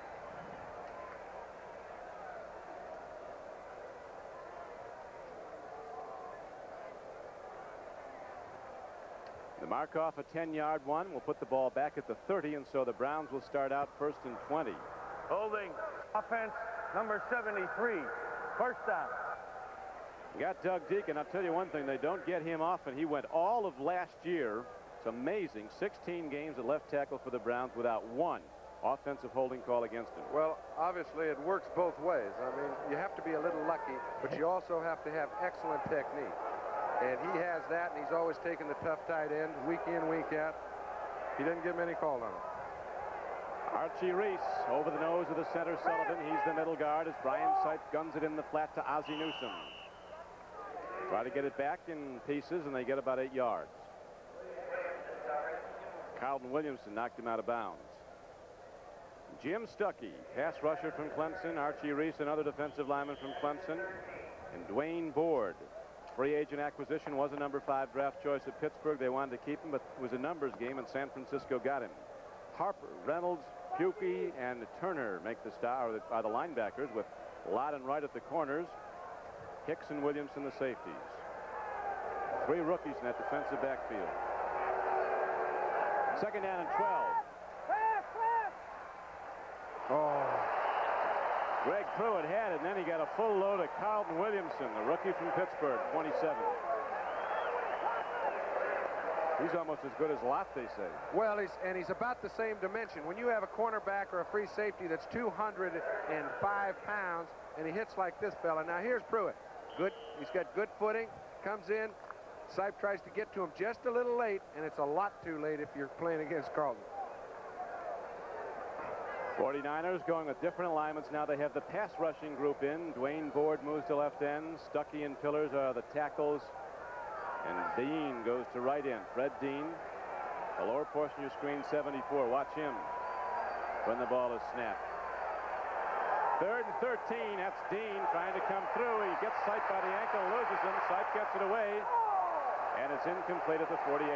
Penalty marker down. Browns will be beneficiaries and get a first down. Well, I think they're going to put it on Ronnie Lott, who actually did hit Ozzie Newsome after he got past that 5-yard area. There was contact, and Newsome at least alerted the official. Oh, man. That's the second in this game that's gone against the offense. They call the one in the first half on Greg Pruitt of the Browns for offensive pass interference. So it is not a defensive penalty. It's not a first down. The 49ers decline, and Cleveland will punt. I think Newsome's asking the official. Pass interference. Offense number 82. Refused. Fourth down. All right, you see the reaction from Sam. I got the same view. Sam's not buying that one, but it doesn't do any good. Nope. Day is getting much lighter now. No rain. There has not been since early in the first quarter. Cox takes his time, gets off a squib kick, and it's caught in the wind. This one takes a hop back upfield, and the Browns quickly down it. Eddie Johnson downs it at the 42. So San Francisco will get good field position on its first possession of the second half. You recall that Cox's 66-yard field goal in the first quarter led to Cleveland's first points, the field goal. Right now, it's a 6-5 game. San Francisco back after this. Now there's a place where they have their own authorized mechanics. Bring that one out. Back-to-back 2 and 14 years. Lean years in this Baghdad by the Bay, but now the good times have come to San Francisco as the 49ers have extended their win streak to 7 games, but this one's a long way from over, and their lead is just 1 point early in the third quarter. Johnny Davis runs the ball, and not very far is Ambrose. One of the inside backers makes the hit. Montana working with Ricky Patton easily in his backfield, but that backfield changes virtually on every play. Clark and Solomon, the wide receivers. Charlie Young is the tight end. Offensive linemen, Audick, Ayers, Quillen, Cross, and Farnhorst. There's been 1 sack of Montana. Recall the linebacker blitz by Don Good, an excellent play. Now it's second down and 7 for San Francisco. Walt Easley runs, breaks some tackles, and Easley gets ahead for a 49er first down. 8-yard gain for Walt Easley. Okay, take a look at Ron Bolton and Dwight Clark. Dwight's just running down the field trying to keep Bolton. He's got his attention. Some plays never stop. Dwight's waiting for his back to break loose, and he's back in the huddle.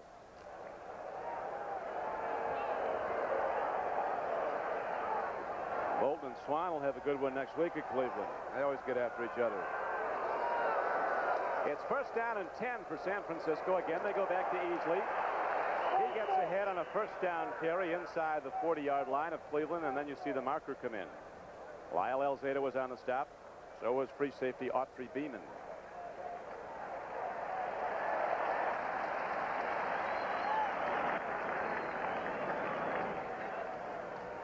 Must be a face mask. Somebody grabbed the bird cage and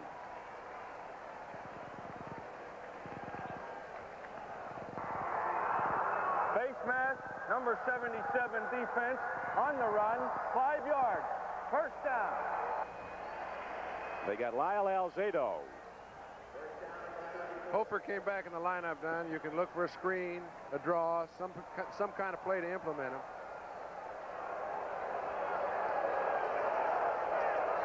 Joe Montana sets himself, throws over the middle, and Dwight Clark catches the ball at the 22-yard line. Another great pass-catch combination. Montana stood in, delivered. He was leveled by Lyle Alzado. A perfect strike for 12 yards and the Niner first down. You take a guy like Clark and you sit there and you say, well, they've got the whole play defense, and they have. He starts in across the middle. He sees Montana in trouble. Ambrose is trying to handle him. Montana throws it over the left shoulder, completion. They've had 4 or 5 of those kind of connections throughout the day, and it's kept their drives alive. You know who he reminds you of, John, is the guy that's unable to play for Cleveland, at least so far, Dave Logan. Very much. Size-wise, ability to catch the ball in a crowd. On the run, Hofer gets the call. He's not afraid, coming off knee surgery. Paul Hofer puts his head down and drives into Lyle Alzado and Ron Bolton. John Ayers led the blocking. Paul's got to get an equipment change there. He's starting to come apart. You've had some good backs here from Mississippi. You recall Goober Cunningham. You bet. Old Doug can do it all. About the same size. I'll tell you, he wore the name Goober on his back one day. Everybody in the stands, and I guess all the administration officials took a look and said, who is that guy? Where's he on the roster? Well, he's the only guy that got away with putting a nickname on his back. Ricky Patton now goes in the game. He's in there with Walt Easley. It's 2nd down and 6 for San Francisco. Boy, the 49ers are getting some power off the right side of that offensive line. Randy Cross is moving people around right now. They've run 5 times to his side in this drive. He's moved people off the line of scrimmage, picked up 2 first downs. Maybe that's why he's all pro. He's a good one out of UCLA, Randy Cross, born in Brooklyn. Easley's run for 57 yards now and 14 carries. Okay, he takes Horn out of the way. Keith Von Horst, also the right tackle. He's moving people around, and they're moving the ball on the ground for the first time today consistently. Let's see what they do now. San Francisco's liable to do anything on 3rd and 2. They align in a power formation, though, like they're going to power the ball at Cleveland again, and they do. And here comes the run. Ricky Patton carries. Doesn't get much, but he did get enough for the first down. He needed 2, and he got that. And so the 49ers drive continues. It'll be 1st down and 10 just outside the Cleveland 10-yard line. They've run in the same area one more time. 71 Von Horst, 51 Randy Cross. They double team. They get a good double team. Marshall Harris is the victim. Just move him enough. Surge forward for a first, I think.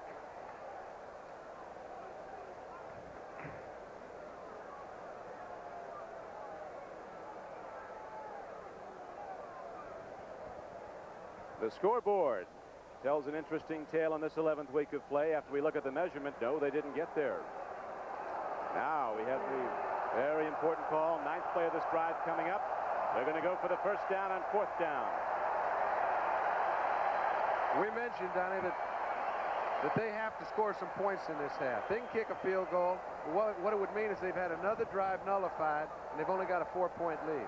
They know they're going to have to score enough points to keep Sipe from coming back and beating them. I agree with the call, whether it works well or not. Because you know that Sipe and the Browns will be back down the field sooner or later. And right now, with 10:29 left to play in the game, we've got almost a whole half of football to go. And so San Francisco goes for it on 4th down and inches.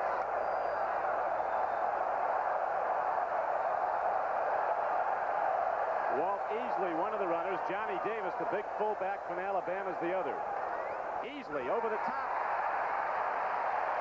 First down, San Francisco.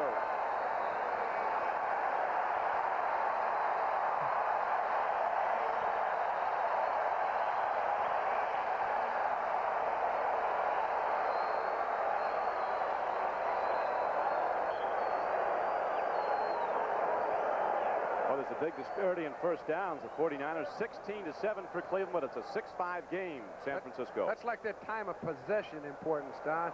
it only matters at the end of the game. The winner gets to keep the ball and the loser doesn't. That's what the guy said about time of possession. The only thing that counts about time of possession is who gets to keep the game ball. Now it's 1st and 10, San Francisco. Montana hands off to Easley, and look at the Cleveland Browns come sweeping in. Robert L. Jackson covers a lot of ground. So does Clay Matthews. The two linebackers on the right side were there. Detroit getting back in the game now, trailing Dallas 17-14 third quarter score. Giants holding to a 3-point lead over the Redskins in New Jersey. Skins going for their 4th win in a row after they lost their first 5 of the season. They're still a wild card contender. So too is Cleveland if they can win this game, but San Francisco is driving right now. 2nd down and 10 coming up at the 11-yard line of the Browns. Montana on a spread out, lots of time. Got nobody open. Not yet. There's a throw. There's a man open. Johnny Davis got hit in a bad place. They may not call it, but Keith Bonhorst was also about 3 or 4 yards over the line of scrimmage. Johnny Davis got hit right on the numbers. He wasn't ready for it that short. Good or bad, it's a beautiful play by Montana. He's waiting. He's buying time. He's buying time. All 3 of his wide receivers have been knocked down. Now Clark gets up, tries to find a spot on the other side of the field. He spots Davis. Hits him. Got to hang on to that pill. Now 3rd down arises for Montana in the San Francisco 49ers. 11-yard line of the Cleveland Browns. Again, Montana has time. Again, the Browns have everybody covered. Here comes the rush. Montana is too high for Dwight Clark. 4th down comes out. Here comes Raymond Wersching. 8:27 to play in the 3rd quarter. Montana drops as if he's going to throw from the pocket, then everything swings out to the right. Well, he's putting such a burden on the secondary when he does get out elusively. He's very good laterally running the football. He buys time very well, but credit the secondary of the Browns. They had everybody covered. Dwight Clark's running all over the field trying to find a space and couldn't do it.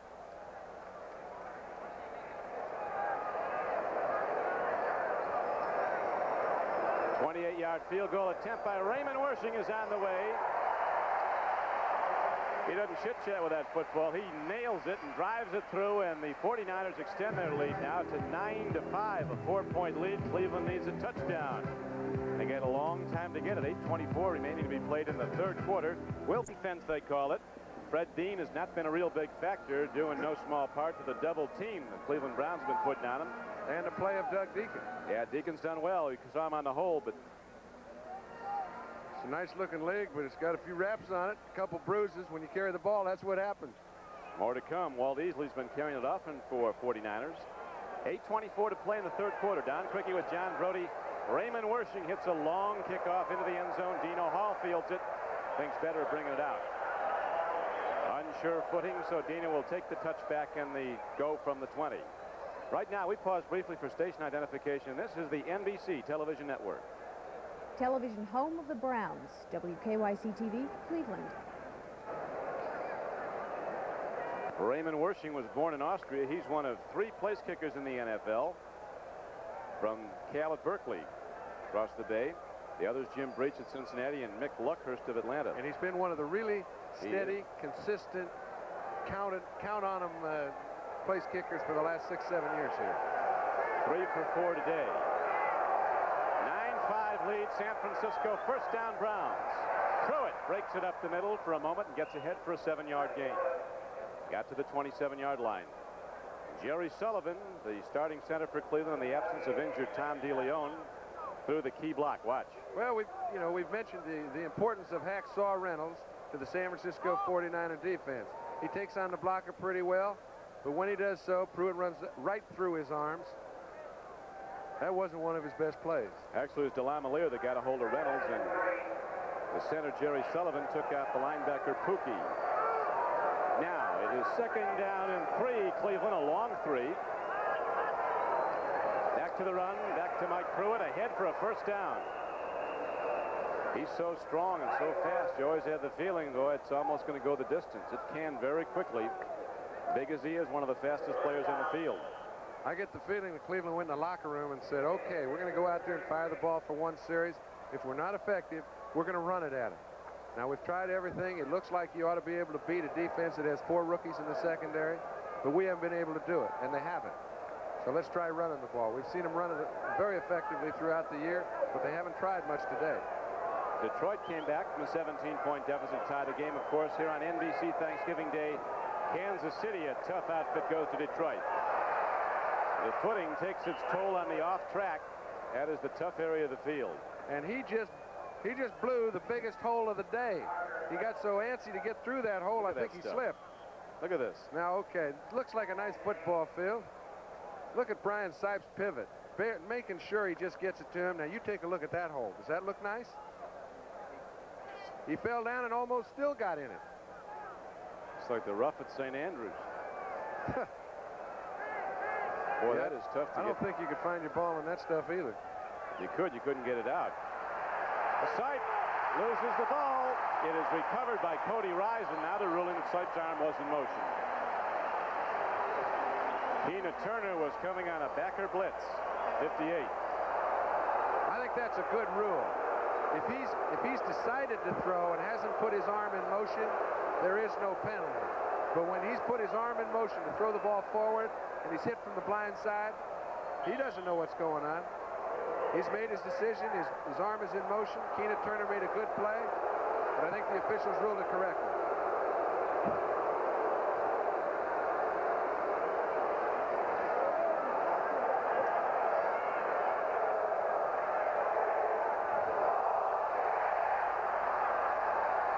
There you see the numbers for Sipe and the Browns, 3rd and 8.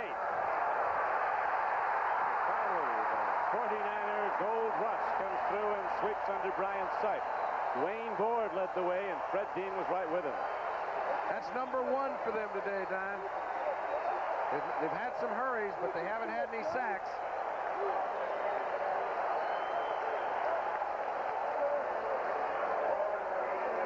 Well, they get some hombres when they stick them all in there and tee them up. So Cleveland's drive has stopped, and now Steve Cox will have to punt. He's standing back at his 10-yard line. 2 men back for the 49ers. Dwight Hicks is back. So is Freddie Solomon. End-over-end kick. Down to the San Francisco 39-yard line, and there the 49ers go on offense, 1st and 10. 36-yard punt by Cox, as you saw, no return. 5:37 to play, 3rd quarter, and the 49ers holding to a 9-5 lead. Cleveland with the ball when we come back. A reason why the 49ers better take advantage of the field position they have right now with only a 4-point lead. It's tough to tell when the wind's with you here. Swirls. Here's Montana looking long. Solomon going long, and the ball is 10 yards beyond him. No question, Montana has a big league arm. That one was a lot more on it than he wanted, and so it'll come up 2nd down and 10 for San Francisco at the 49ers 39-yard line. I think people underplay the wind conditions at Candlestick Park more than anything else. Now we've got a poor field condition. I do think at the end of the year, if the Niners get in the playoffs, all right, and it looks like they're going to, because when you got a 3-game lead trying to make it 4, and the teams around you are collapsing, you're going to be there. This field will have to be improved. That's right. Even if San Francisco loses today, they'll still have the 3-game lead with 5 to play. Schumann comes over, catches the ball. He fumbled it, but the recovery by Don Good came out of bounds. Don Good got lucky there, because if that ball had gone out of his hand, it would have hit the referee in the bean, and that would have been 15 yards. Let's take a look. Pretty good pass execution. Gets it over to Schumann. Right on the money. When he's hit, the ball is definitely fumbled. And they figured that, now I'll tell you what, that is a close call. I can understand Good's reaction, because I thought he had both knees inbounds when the ball went out of bounds, and I didn't think he had control originally. I do now, looking at it on the replay. The ball is spotted at the 47-yard line of San Francisco. It's going to be 3rd down and a long 2 for the 49ers. Solomon comes in motion. Montana with the quick straight drop. They pick up the blitz. He swings on a perfect throw to Hofer. And he runs it down to the 47 for a first down. There is really a good-looking swing pass play out to the runner, a 7-yard gain, a perfect lead for Hofer.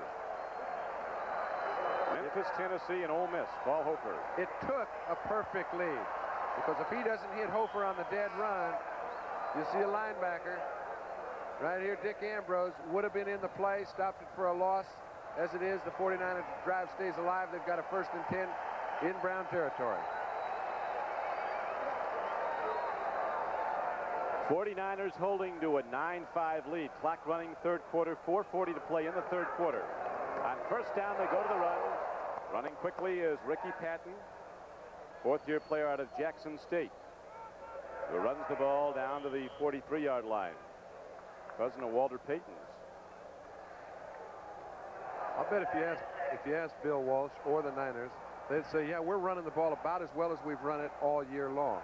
And they've occupied a lot of the clock, which keeps the ball away from Brian's side, keeps the Browns off the board, but they better capitalize. I guess I've repeated it enough.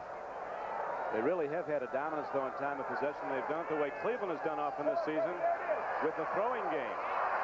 Charlie Young, the tight end, gets the ball on 2nd down and 6 and gets it inside the 40. You know, the way the 49ers are going, John, they could very well have the home field in the playoffs. They could, and I won't say anything, but I think they would rather they not might go back to Kezar. I think they'd rather have Philadelphia with it, because if that happened to turn out that way, they would play, and I don't by any stretch I think Minnesota's weak, but to play either Dallas, Philadelphia, or the playoff team, the wild card team, I think would be tougher.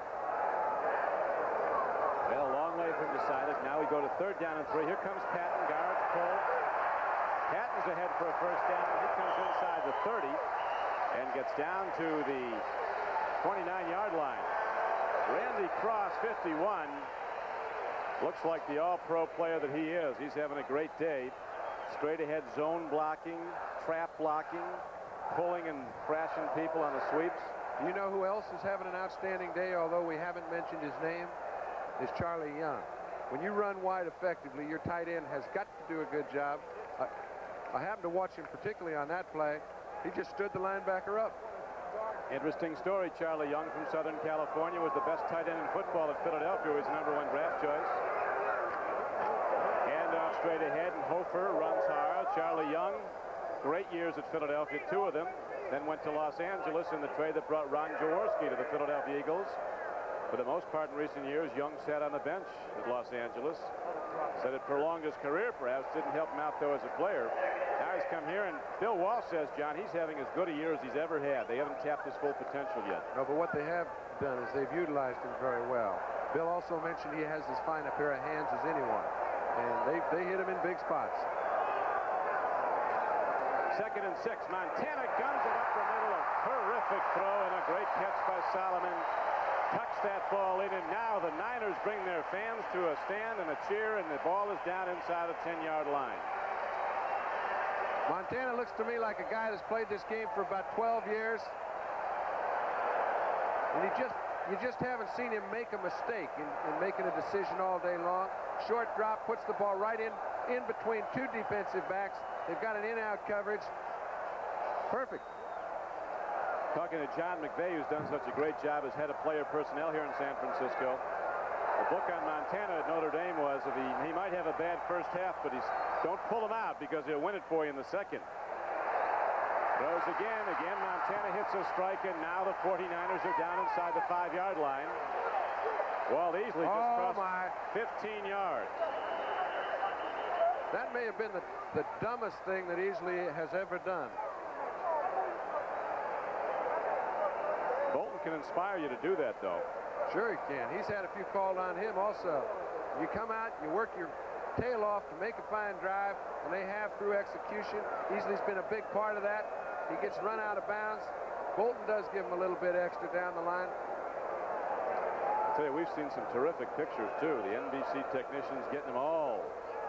As that ball was down inside the 2-yard line. Now it comes back. It'll be a personal foul assessed against the 49ers. Well, it's one of those times where the official doesn't see the first one, but he does notice the second. Perfectly executed play, well-run pattern.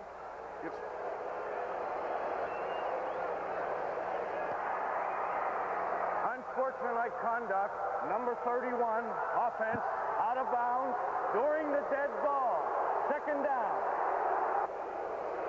So the ball now comes back out to the 17-yard line. I mean, it's a correct call if you get technical about it. 49ers had a few breaks on this drive, or Cleveland would have had the ball at the 50 too, so they even out. Second and goal. Montana looking into the end zone, swings it out to Hofer. Blockers in front.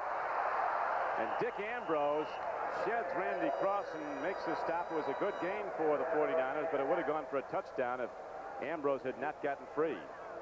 I've been impressed with the way the 49ers have continually thrown screen passes and continually found two blockers in front of the receiver with room to run. They must have a thick playbook, John. They throw a lot of stuff at you. Yeah, I tell you, the man does things some people haven't seen. Sam Ratigliano's Browns now make some wholesale defensive substitutions, getting some fresh troops in the defensive line. Ready to meet the challenge, third down and goal. Montana looks into the end zone. No penalty. Now one comes in. Back judge takes a look and throws the flag in. I don't think it's going to be Against for San the Francisco. 49ers. That's right.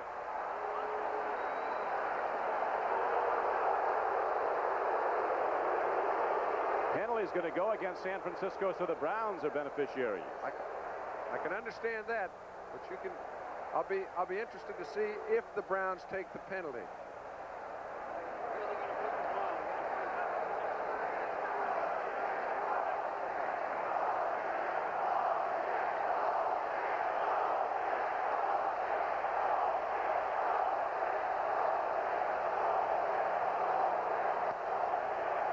I want to hear the call, because if it's 5 yards, I wouldn't take it. If it's 15, I would. There is no foul on the play. The ball could not be caught. No foul. Fourth down. Good call. That is a good call.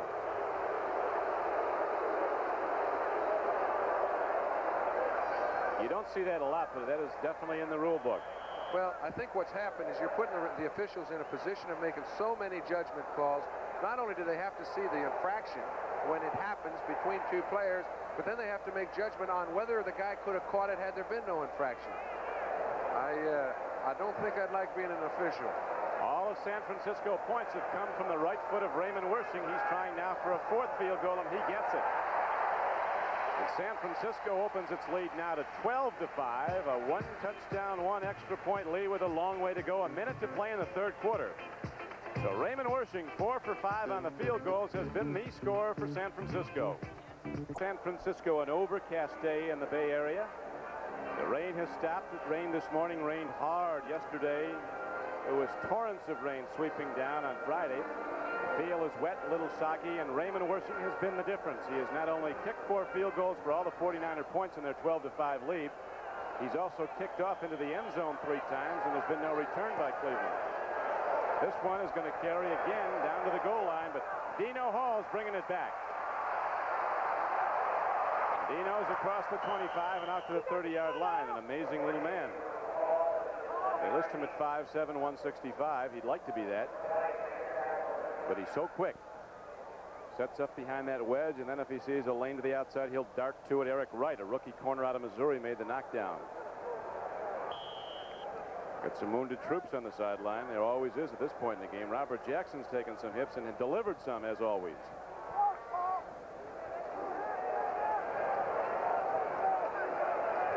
Cleveland sets up wide receivers to either side. Newsom is out 3 yards to the right.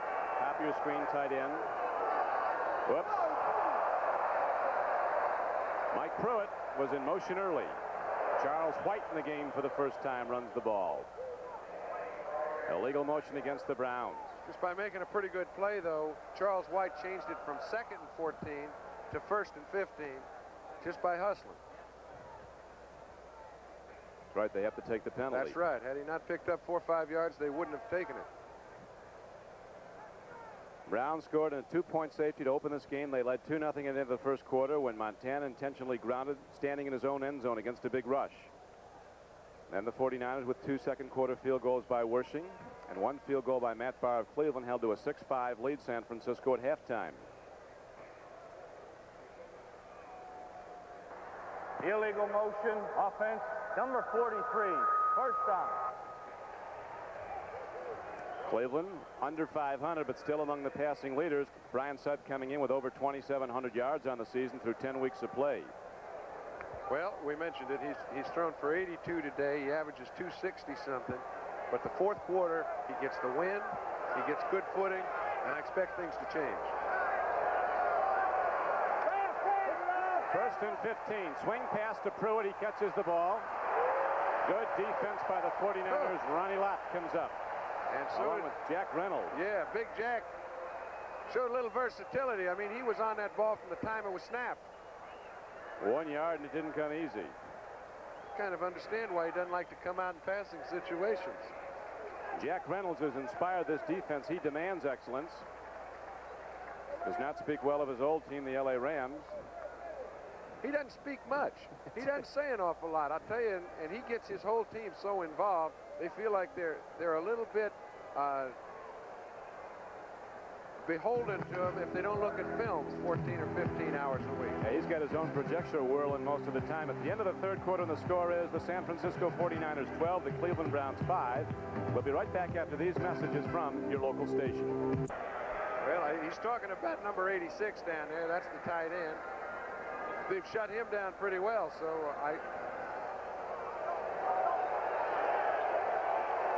at that possession time. Almost double. And a 7-point lead for San Francisco. Cleveland has the ball, second down and 15. Mike Pruitt runs, turns upfield. Good defensive play by San Francisco. Keena Turner, his sticker from Purdue, hits another Boilermaker. Mike Pruitt and Eric Wright, the right side corner, the rookie out of Missouri, was also on the stop. And you just very seldom see a group that right across the board defensively in the backfield, they all hit. It's one thing to be willing to hit. It's another thing to have the ability and the balance and the coordination to be able to hit, wrap your arms, and make the tackle. I mean, these guys do it with anybody. They are a hitting group, the 49ers. Their defense has got to be 100% improved over last year. Third down and 7. Sipe has a problem, and the Gold Rush sweeps on in for a second sack today. Archie Reese was the first man there.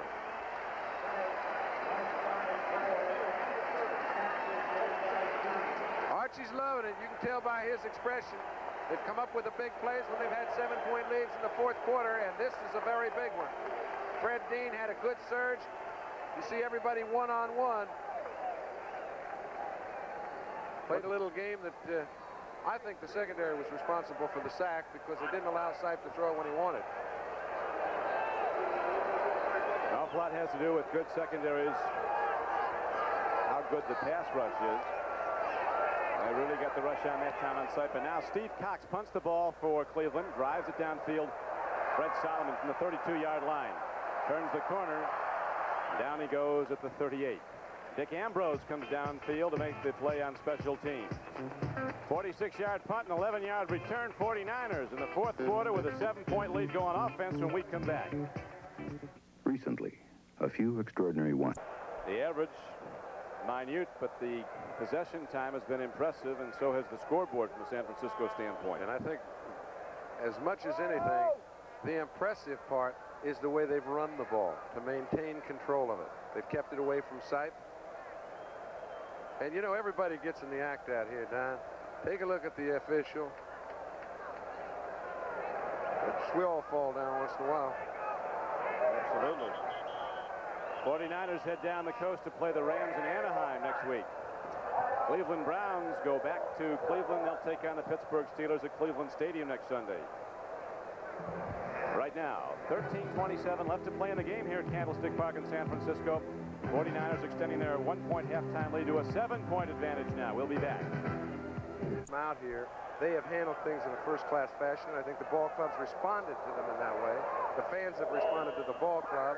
And, I mean, they're even flying east in DC-10s. Now, I mean, that means things are being done the way the game is being played. And I think the players appreciate it. I'll tell you, in San Francisco, they appreciate the players. Not that they didn't when you were here. There was lean years and good years. You know another thing? You don't hear anything about the owner in San Francisco. No. He's chosen to be quiet and let the fellas play and let the coach coach. I think it's a wonderful formula. Illegal formation. Offense, only 6 men on the line. Refused, third down.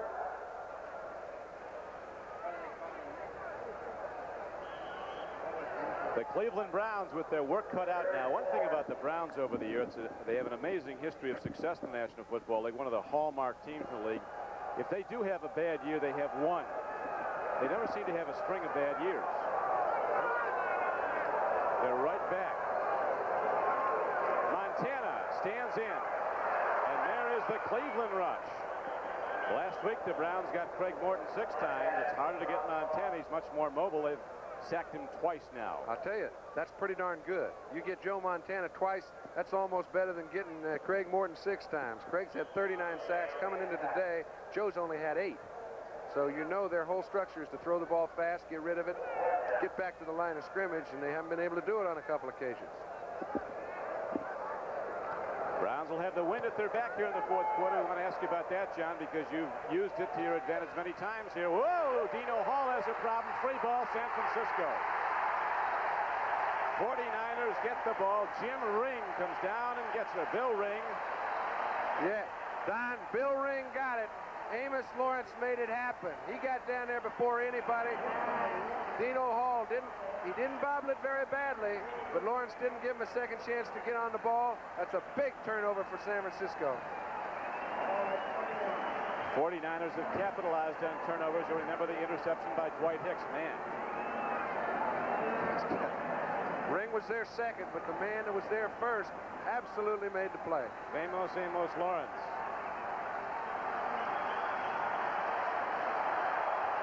First and 10 now. San Francisco on the turnover. 49ers leading 12-5 in the fourth quarter. A lot of time left. 12:55 to play. Montana throws off balance. Cleveland gets it back as Ambrose intercepts. And he's down at the 6-yard line. Tip ball, and Dick Ambrose intercepts for Cleveland, so that drive was one play. All right, you started to ask me what good does the wind have to do with this factor. I tell you, in the fourth quarter at Candlestick Park, if you have the wind, it does 2 things. If they can get any points on the board, put one drive together. They've been totally outplayed all day long. If they can put one drive together, they've got a big edge on the overall outcome. Not over yet. Browns get the ball back with 12:46 to play in the game. Back after this. We're Exxon. We're John. Seagulls overhead. It's all right to make that mistake. Right now, they go to Paul Hofer on the run. Takes it inside the 45-yard line. Blockers in front, and Hofer gets all the way down to the 30-yard line. Going to spot him out a little farther back upfield, but it's a big gainer for San Francisco on a first down run. There is a penalty marker, though, down. And a motion penalty is signaled against the Niners. 10:19 to play. I'll tell you, I don't know what kind of motion it was, but I do know as we look at Dick Ambrose from way over on the left side of the field pursuing the play, he had to, because everyone on the point of attack side of the ball was knocked off the line of scrimmage. You can see he wasn't pursuing down the line toward the line. Illegal away from formation, offense, 6 men on the line of scrimmage, first down. The second time for that. They've got to have as many formations as Dallas, don't they? Oh, sure. They've got formations aren't the number. They've got probably more pass plays, different pass plays, more combinations, more variables than any team. And there's new ones every week. Yep. First and 15. 49ers go to the run. Paul Hofer takes it straight ahead at Cleveland. Clay Matthews is on the tackle. So is middle guard Henry Bradley. It's going to bring up second down about 13. Usually when you see a game dominated by one side, as this one has been by San Francisco, you don't see your defense hanging in there as well as Cleveland's is. They know one break and this ball game is theirs. Ronnie Lott lacerated lower lip, but he'll be back in the game. Fred Dean might not be. The defensive end for San Francisco has a bruised sternum. He just reopened that cut. Reverse. Solomon turns the corner. Staying right at home and making the play is Judson Flint. Roundly congratulated by big Lyle Alzado. And so the Cleveland Browns now send the 49ers to a 3rd and 20. This didn't just happen this week. Last week, you remember, he got kicked out of the ball game, got a 15-yard penalty in a bad situation. That's why. The guy had busted his lip. He said he'd been hitting me all day long, and actually he got even on an interception, got a penalty. It was a 50-yarder, in fact. Today he just reopened it. Some penalty, 50-yarder. 3rd down and 2. Montana sets up big rush, and Lyle Alzado gets him back at the 47, and so the Cleveland Browns will get it back on a punt now. The Browns getting their 3rd sack of this day as the game clock is down to 8:56 to play in the 4th quarter. Cleveland trailing San Francisco 12-5. We've talked about Dwight Clark all day long. That time Hanford Dixon played him like a blanket, didn't allow Montana to come to him in a critical situation, and forced the sack. Jim Miller into punt. Hadn't been in there often with the bare foot. Dino Hall back deep for Cleveland. Well hit ball into the wind. Dino Hall's going to return it, though. It won't be easy. He finds a way, and Dino Hall's in open field. He's across the 40. Puts a move on, and Dino Hall is down to the 43-yard line of San Francisco. On a spectacular return, the sweeping coverage, the red shirts all around him. He takes the ball, jukes and fakes and dekes and weaves his way downfield for one of the best plays of this game. Don, we've mentioned before, one break away from getting back in a ball game that they really never were in. Dino Hall makes the big play at a critical time. They've got the ball in 49er territory, only 7 points back. 45-yard return by Dino Hall. Francisco was 27th in defending against punt returns this season, and that didn't help their average as Dino Hall ran it back, and adjusted yards were given now as 35-yard returns. A long ball over the outstretched arms of Reggie Rucker. Ryan Sipe trying to get it all back. The Browns are down by 7 with 8:21 to play. A spectacular punt return by Dino Hall. The scores around the league. Pittsburgh opening up 5 touchdown passes by Bradshaw. They beat favorite Atlanta 34-20. Oakland, an underdog, goes down to Miami and wins easily. Denver goes to Tampa Bay. Decided victory. The New York Jets a contender now for sure. The biggest surprise of the day, St. Louis shutting out Buffalo. 2nd down and 10. Sipe takes a look. Good pass blocking. He stands in. He throws the ball. Charles White catches it. Gets down to the 38-yard line. A gain of about 5. 3rd down and 5 coming up for Cleveland. The Philadelphia Eagles roll on, extending their record to 9-2. Cincinnati 8-3 following a rout of the LA Rams today. Minnesota decided leader now in the NFC Central. The victory, Green Bay comes back to beat the Chicago Bears. Kansas City over Houston today. Kansas City could go to the playoffs for the first time in a long time. And Dallas holding to a 7-point lead over Detroit. Washington leading the Giants 24-20 in the 4th quarter. 3rd down and 5 for the Cleveland Browns. 3rd and 5, and Brian Sipe takes a look. Throws. He's got Greg Pruitt. And Pruitt puts a move on and gets down to the 33-yard line. Greg Pruitt has a 1st down for Cleveland. They will keep you on the edge of your seat, these Cleveland Browns. That play was made by Sipe and good pass protection. He goes back. It's a play-action pass. He's trying to hit one of his wide receivers deep. He knows he's got his 2 men coming underneath. When Pruitt gets to the line of scrimmage, he takes off. Sipe knows he's got him coming across the field, puts it right where he has to. We haven't seen Ozzie Newsome all day long. That's why Willie Harper, Ronnie Lott, these 2 guys have been doing their job on it. It's been one or the other or both. Brian Sipe on 1st down, eludes the rush, puts it up on the run, and he gets Charles White, who backpedals inside the 25-yard line and down to the 23.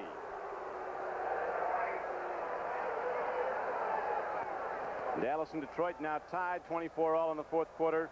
7:18 to play here at Candlestick Park.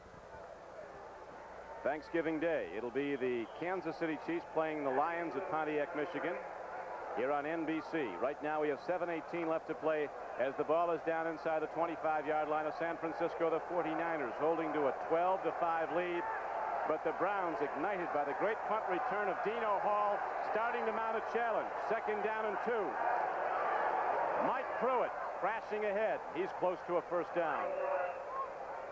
Used to be, Don, when it was 2nd and 2, that's when you pulled any play you like out of the hat, and you'd go down deep for the touchdown or what have you. Well, right now, 3rd and 2 is no bargain. These guys stop more than they let go for 1st down. So you get the 1st when you can. Game clock down to 7:12 to play. The chains come out. The Browns waiting to see if they get 4 new downs. Brian Sipe and the Browns could be headed to an OT game, an overtime game for a second straight week, losing the heartbreaker at Denver last week. Cleveland gets the first down. Mike Pruitt has run the ball 14 times. He's gained 64 yards.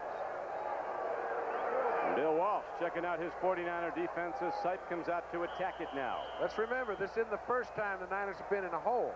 They were in one against Atlanta last week. Every week. L.A., Pittsburgh. Not Dallas. Everybody but Dallas. They might etch that in stone here at Candlestick. What was that, 42-14?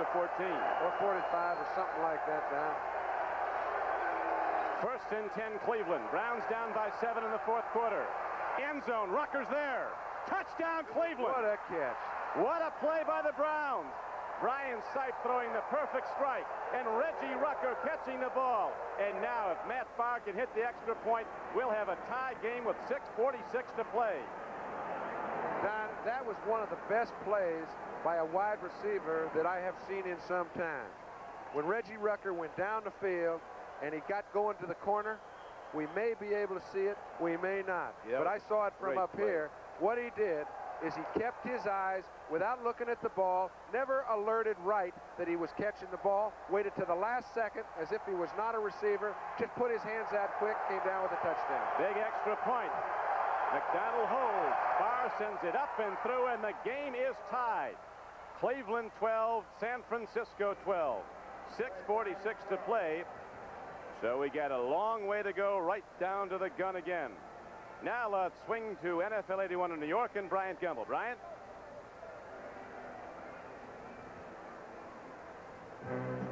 Okay, thank you, Don Criqui. While you've got a break in the action, let us take this opportunity to show you quickly some of the highlights of Sunday number 11. Big ball game played today in Atlanta, Georgia. There, the Steelers beat the Falcons 34-20. A quarterback's kind of game. Steve Bartkowski had 415 yards through the air, and Terry Bradshaw had a personal best 5 touchdown passes as the Steelers go 6-5. Falcons drop to 5-6. Over in Miami, Mark Wilson threw 3 first-half touchdown strikes, this one to Bob Chandler, and the Raiders beat the Dolphins 33-17.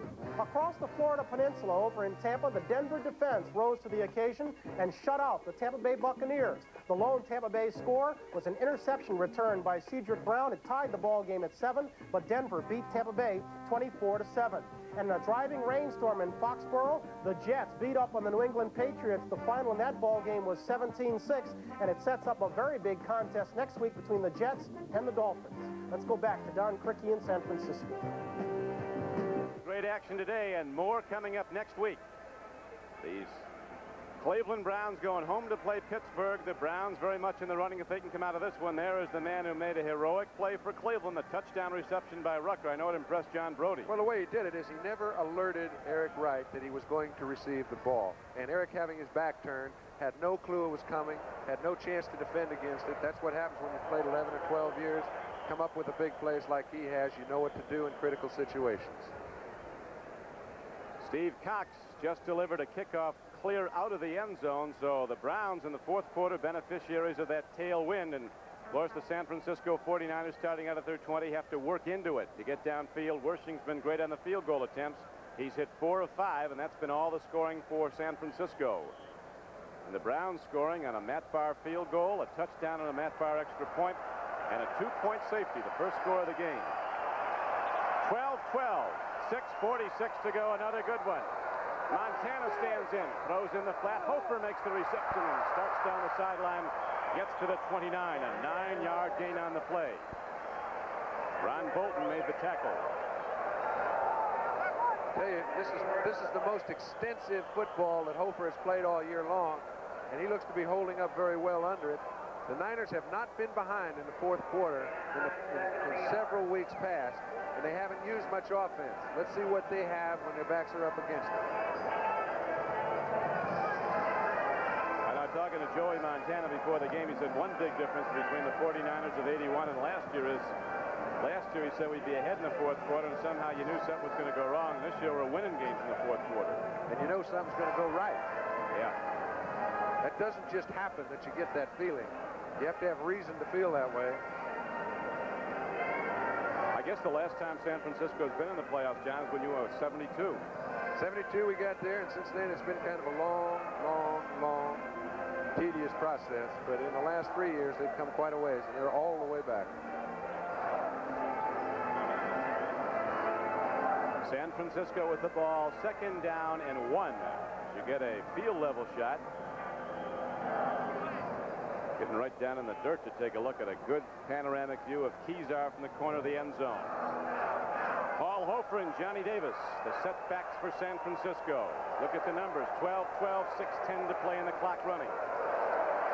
Hofer, who's been working hard all day, drives it up the middle of Cleveland's defense and gets us San Francisco 1st down.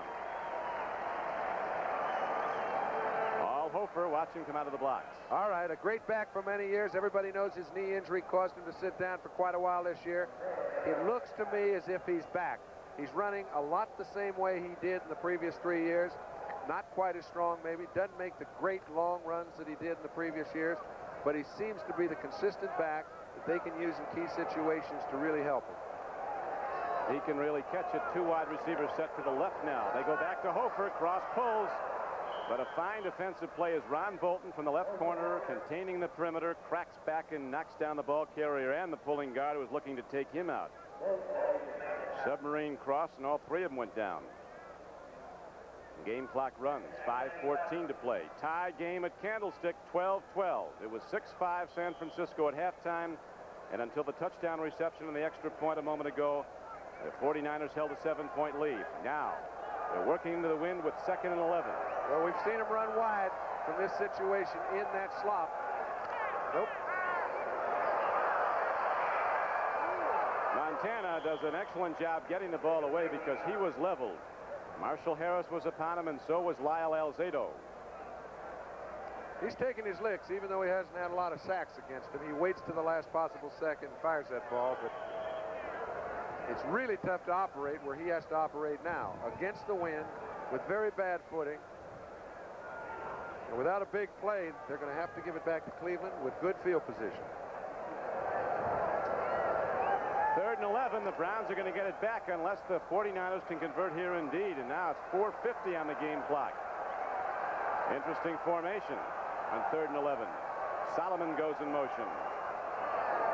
Montana digging in, throws it, gets a man, Dwight Clark, but the Browns get him short of the 1st down, and San Francisco will have to punt. So with the clock running, down to 4:38 to play, Cleveland sends out the return unit, keyed by Dino Hall. The last time he touched the football, you remember, he went 35 yards with a punt return. And subsequently, Cleveland scored the tying touchdown on the pass from Brian Sipe to Reggie Rucker. Jim Miller standing inside his 30. He's punting from a rough area of the field. He knows how to handle it, though. End over end. This will come back at San Francisco. Dino Hall for 23 to the 30. And the full load stick is put on him out there. Leopold, 2nd-year player from Notre Dame, came down to make the hit. So it is a 12-12 game at San Francisco as we start down the stretch. Now back to New York. Bryant Gumbel. Bryant? All right, thank you, Don Criqui. We continue our look at some of the highlights from Sunday number 11. The day's biggest surprise was in St. Louis. There, the Cardinals shut out the Bills 24-0. The Bills turned the ball over 6 times, and Otis Anderson did the rest. He had 177 yards and 2 touchdowns in the St. Louis win. It was beat up on Baltimore time, only this time the Philadelphia Eagles got to play it. They piled up 550 yards of total offense easily. Thank you, Brian. As we come back to live action, Brian Sipe on 1st down throws, and Mike Pruitt connects and gets out to the 40-yard line of Cleveland. There was a gain of over 6 yards on the play.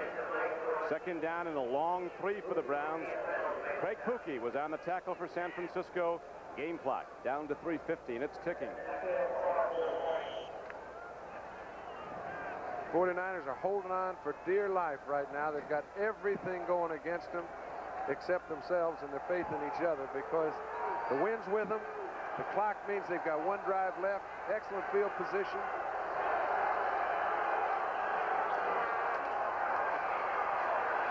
Second down run doesn't gain much as Mike Pruitt works his way and is knocked down again by Reynolds and Pookie. A gain of a couple of yards on the play. 3rd down coming up now for Cleveland. Hacksaw Reynolds.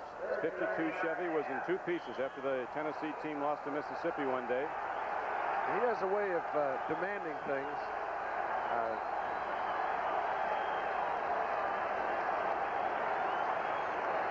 Ricky Feature wide to the right. Watch out for Greg Pruitt. Set to the right in the backfield.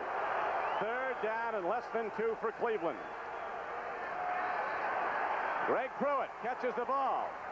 Darts ahead. First down, Cleveland.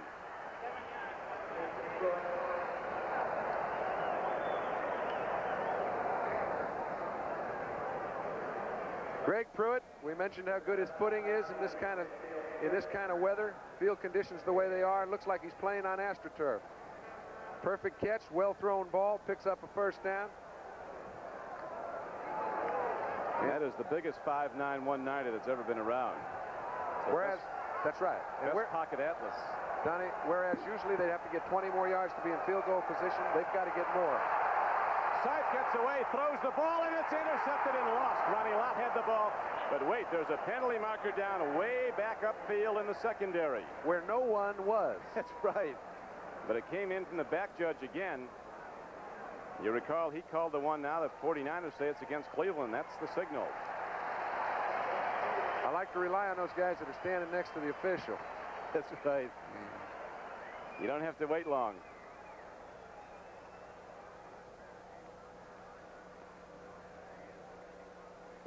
This is a young team, the San Francisco team. 3/4 of the players are in their third year or less. That's right. They've only got one fellow that's played 10 years or more, and that's Reynolds. Now the Browns will see the yardage marked off against them. 10 big ones back to the Brown 40. Here's the call. Pass interference. Offense number 82. First down. Newsom's been fighting through that double coverage all day. This time they call him on an interference. That's okay. 10 yards is better than an interception, and it looked to me as if it was going to be one. Amen. Time becoming a very big factor now. 2:36 left to play in the game. Brian Sipe and the Browns set it up at their 40-yard line. 1st and 20. Man's open, Rucker. He's got the ball. He's inside the 30, and he's inside the 25-yard line down to the 22. Reggie Rucker, who caught the tying touchdown pass, just slipped through the zone defense of San Francisco and was wide open, and Brian Sipe was right there for a 38-yard gain. Beautifully executed, Don. Sam wants a timeout, and I'll tell you what he wants to discuss. As we watch Brian go back, look a little bit shorter. He looked a little left early. Now he comes back over to Rucker, beat the zone.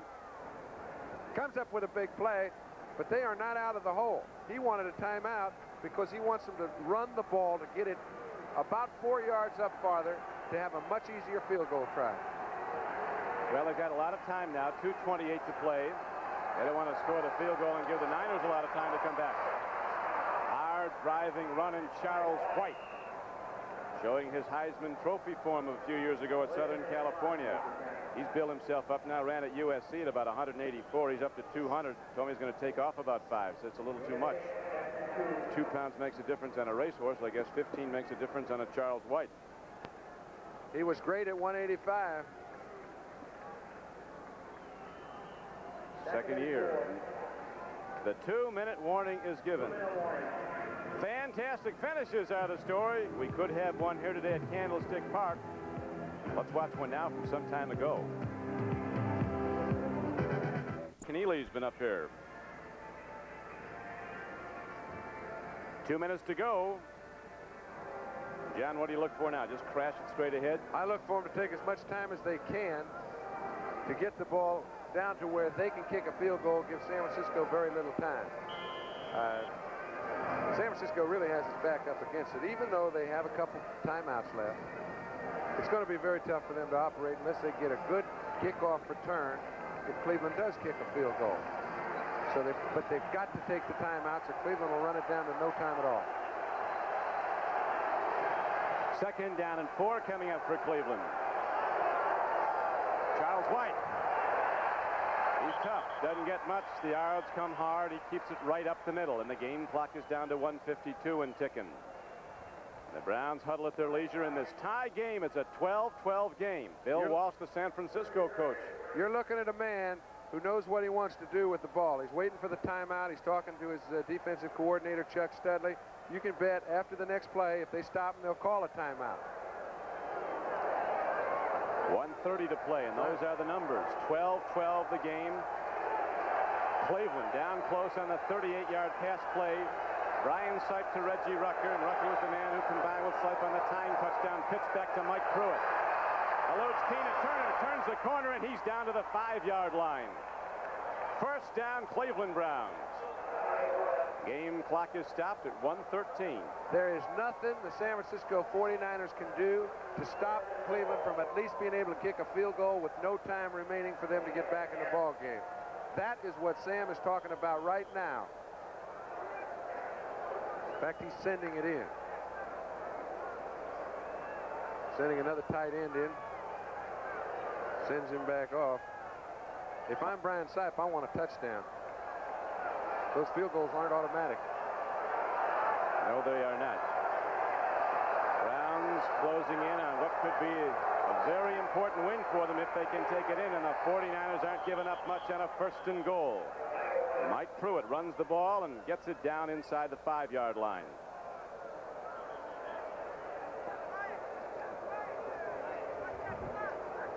Keena Turner was on the stop. It's interesting, John, that Matt Barr, who's standing on the sideline on the Cleveland side warming up, was cut by Pittsburgh, came to San Francisco while Wersching was hurt, was picked up by the Browns as a free agent, and it could be his right leg that decides the whole thing before this one's over. It's funny how the wheel turns, but if Cleveland was ever a team deserving a close victory, they are. Now, today they were totally outplayed. The 49ers had opportunity after opportunity, did not capitalize on them, have not made a touchdown with 6 scoring opportunities. And when that happens, you just know the tide is going to switch. Matt Barr getting himself ready. Might be an extra point he'll be kicking, though, if the Browns can drive it in. Final score in from Pontiac, Michigan. The Detroit Lions have rallied, and they have defeated the Dallas Cowboys 27-24. Cleveland with the 9th play of its drive coming up.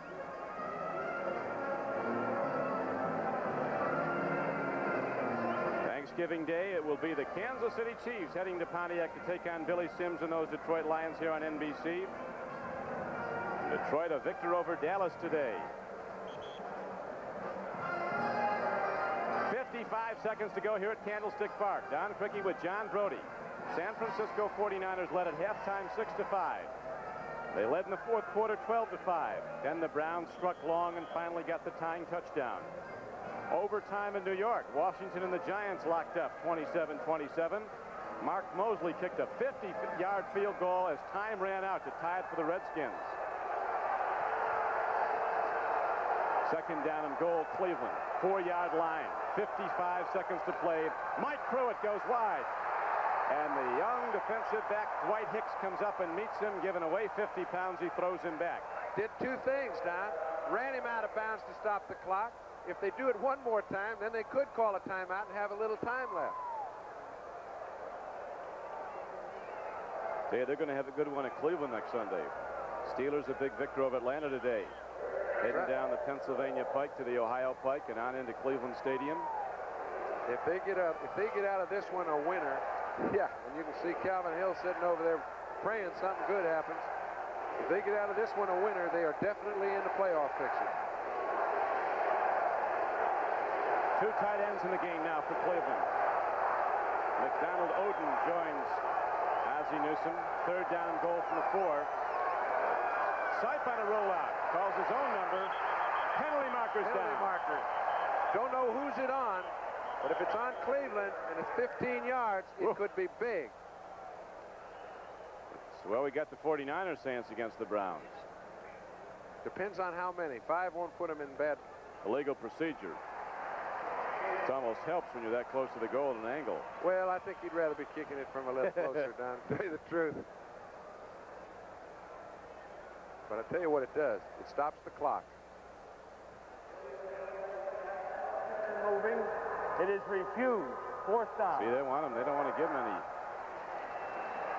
They're liable to give him a timeout to think about it, too. Well, sir, we come down to Matt Farr's right leg and foot. It was rejected here at San Francisco when their regular place kicker came back, and that's understandable. But now, this little man who helped kick the Pittsburgh Steelers to 2 Super Bowl championships, ready to possibly decide the game. There's 46 seconds left. It's tied 12-all. It is on the way, and it is good. The Cleveland Browns, with 43 seconds to play, take a 15-12 lead. But 43 seconds do remain. With 1 timeout left. That's because Cleveland made a mistake by going out of bounds. That would have been 30 seconds. They got a penalty. That stopped the clock again, even though it was refused. And so they've left themselves in a position of being tied when they didn't have to do it. Here we go again, John. Here's a good kick. The footing's excellent once you get inside the 20-yard line. Block it up in the air. Barr hangs in there and puts it right straight through the middle. Ronnie Lott at 6 feet went to the moon trying to block it. But Matt Farr hits it, and it's a 15-12 game. The Browns come back to take the lead with 43 seconds to play. Now, the kickoff by Cox, you remember his last one, it was out of the end zone on the fly with the wind behind him. Candlestick set in somebody's wisdom right on Oakland Bay. If they can return it, if there's any way to return it from the end zone, I think they have to do it. They have to get good field position. The 20-yard line is not good field position. Not working into that wind. Nope. 49ers do have some tricks, though, and they'll use them all in the final 43 seconds. Browns had the ball for 3 minutes and 25 seconds. Cox tees up the ball. You see the Browns have their full complement of timeouts. They don't want to use any of them. 49ers with just one, as you pointed out, John. 15-12 Cleveland. Browns would go to 5-6 on the year. Cincinnati leads the division at 8-3, but the wild card is going to be decided the final day. Boy, he unloads again. Drive. Turn man. Bill Ring all the way back 9 yards deep in the end zone. Another fine kickoff by Cox, and so the Niners come out first and 10, but it's at their 20. 43 seconds to play.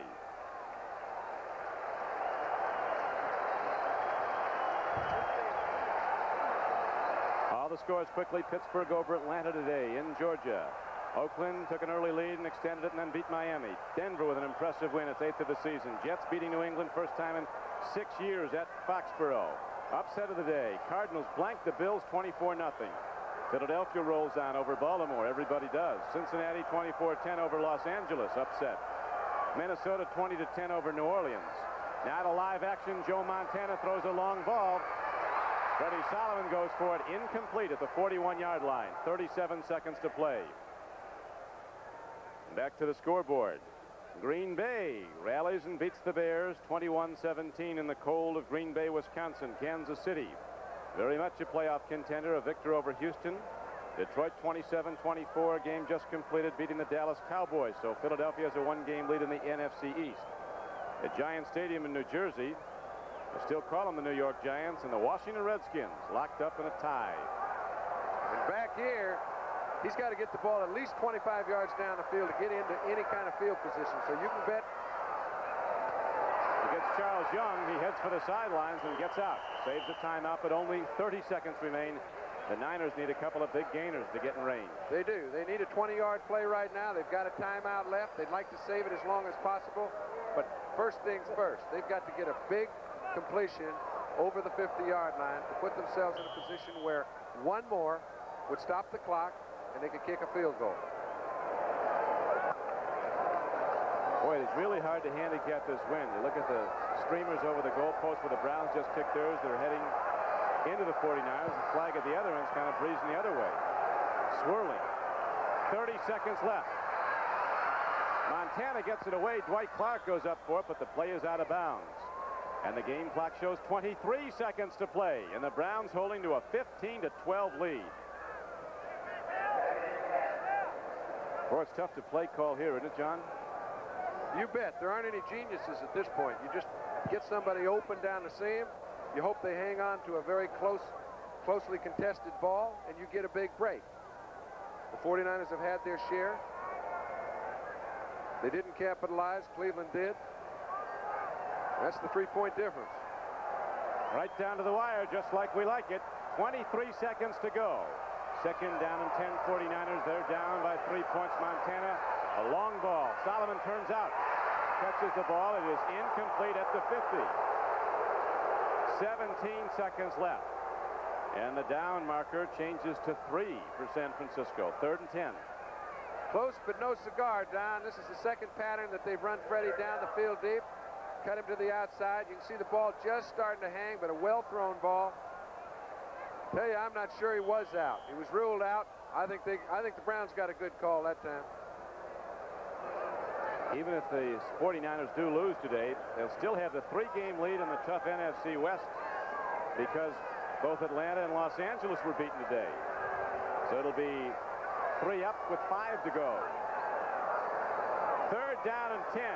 Montana looks, he throws, he fires a strike. Hofer gets it, and he is immediately called their time. Judson Flint. Game clock down to 10, and the clock is stopped. And the case is closed. Next case. Anything they throw on the field of play, this game is over. If they don't throw it for a touchdown, they have no time to get another play. If they throw it 40 yards down the field, it'll take 10 seconds off the clock. No more timeouts mean this game is fini if they don't throw for a touchdown right here. Cleveland will have 4 DBs about 50 yards back downfield. No timeouts left for Montana and the 49ers.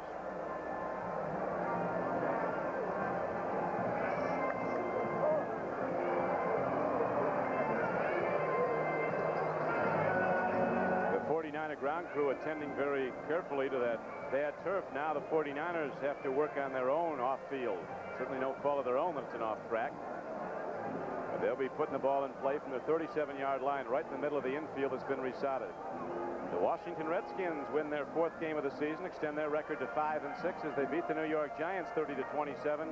An overtime field goal by Mark Mosley. He gets a game ball. Mark Mosley kicking a 50-yard field goal for Washington as time ran out in regulation to tie the game. Going to be a good flight back to Cleveland for Coach Vitigliano and the Browns. Yeah, you can see Sam over there saying no pass interference, because that's the only way, except if they go all the way, that this game could possibly end any other than a Cleveland victory. Man in motion early for San Francisco. Intercepted.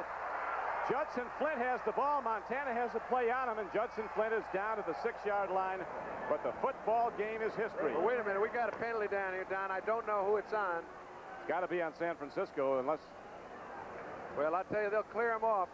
Yep, they're doing that. They're sending the fellas back. Game cannot end on a defensive penalty. Sam says, give me a break here, guys. I've got the feeling do this to me. An offense in motion, refused. The game is over. It is history, sports fans, and the Cleveland Browns score a very impressive win, rallying from behind in the 4th quarter, scoring 10 fourth-quarter points to beat the San Francisco 49ers 15-12. The fresh, clean scent women love. Just about the time.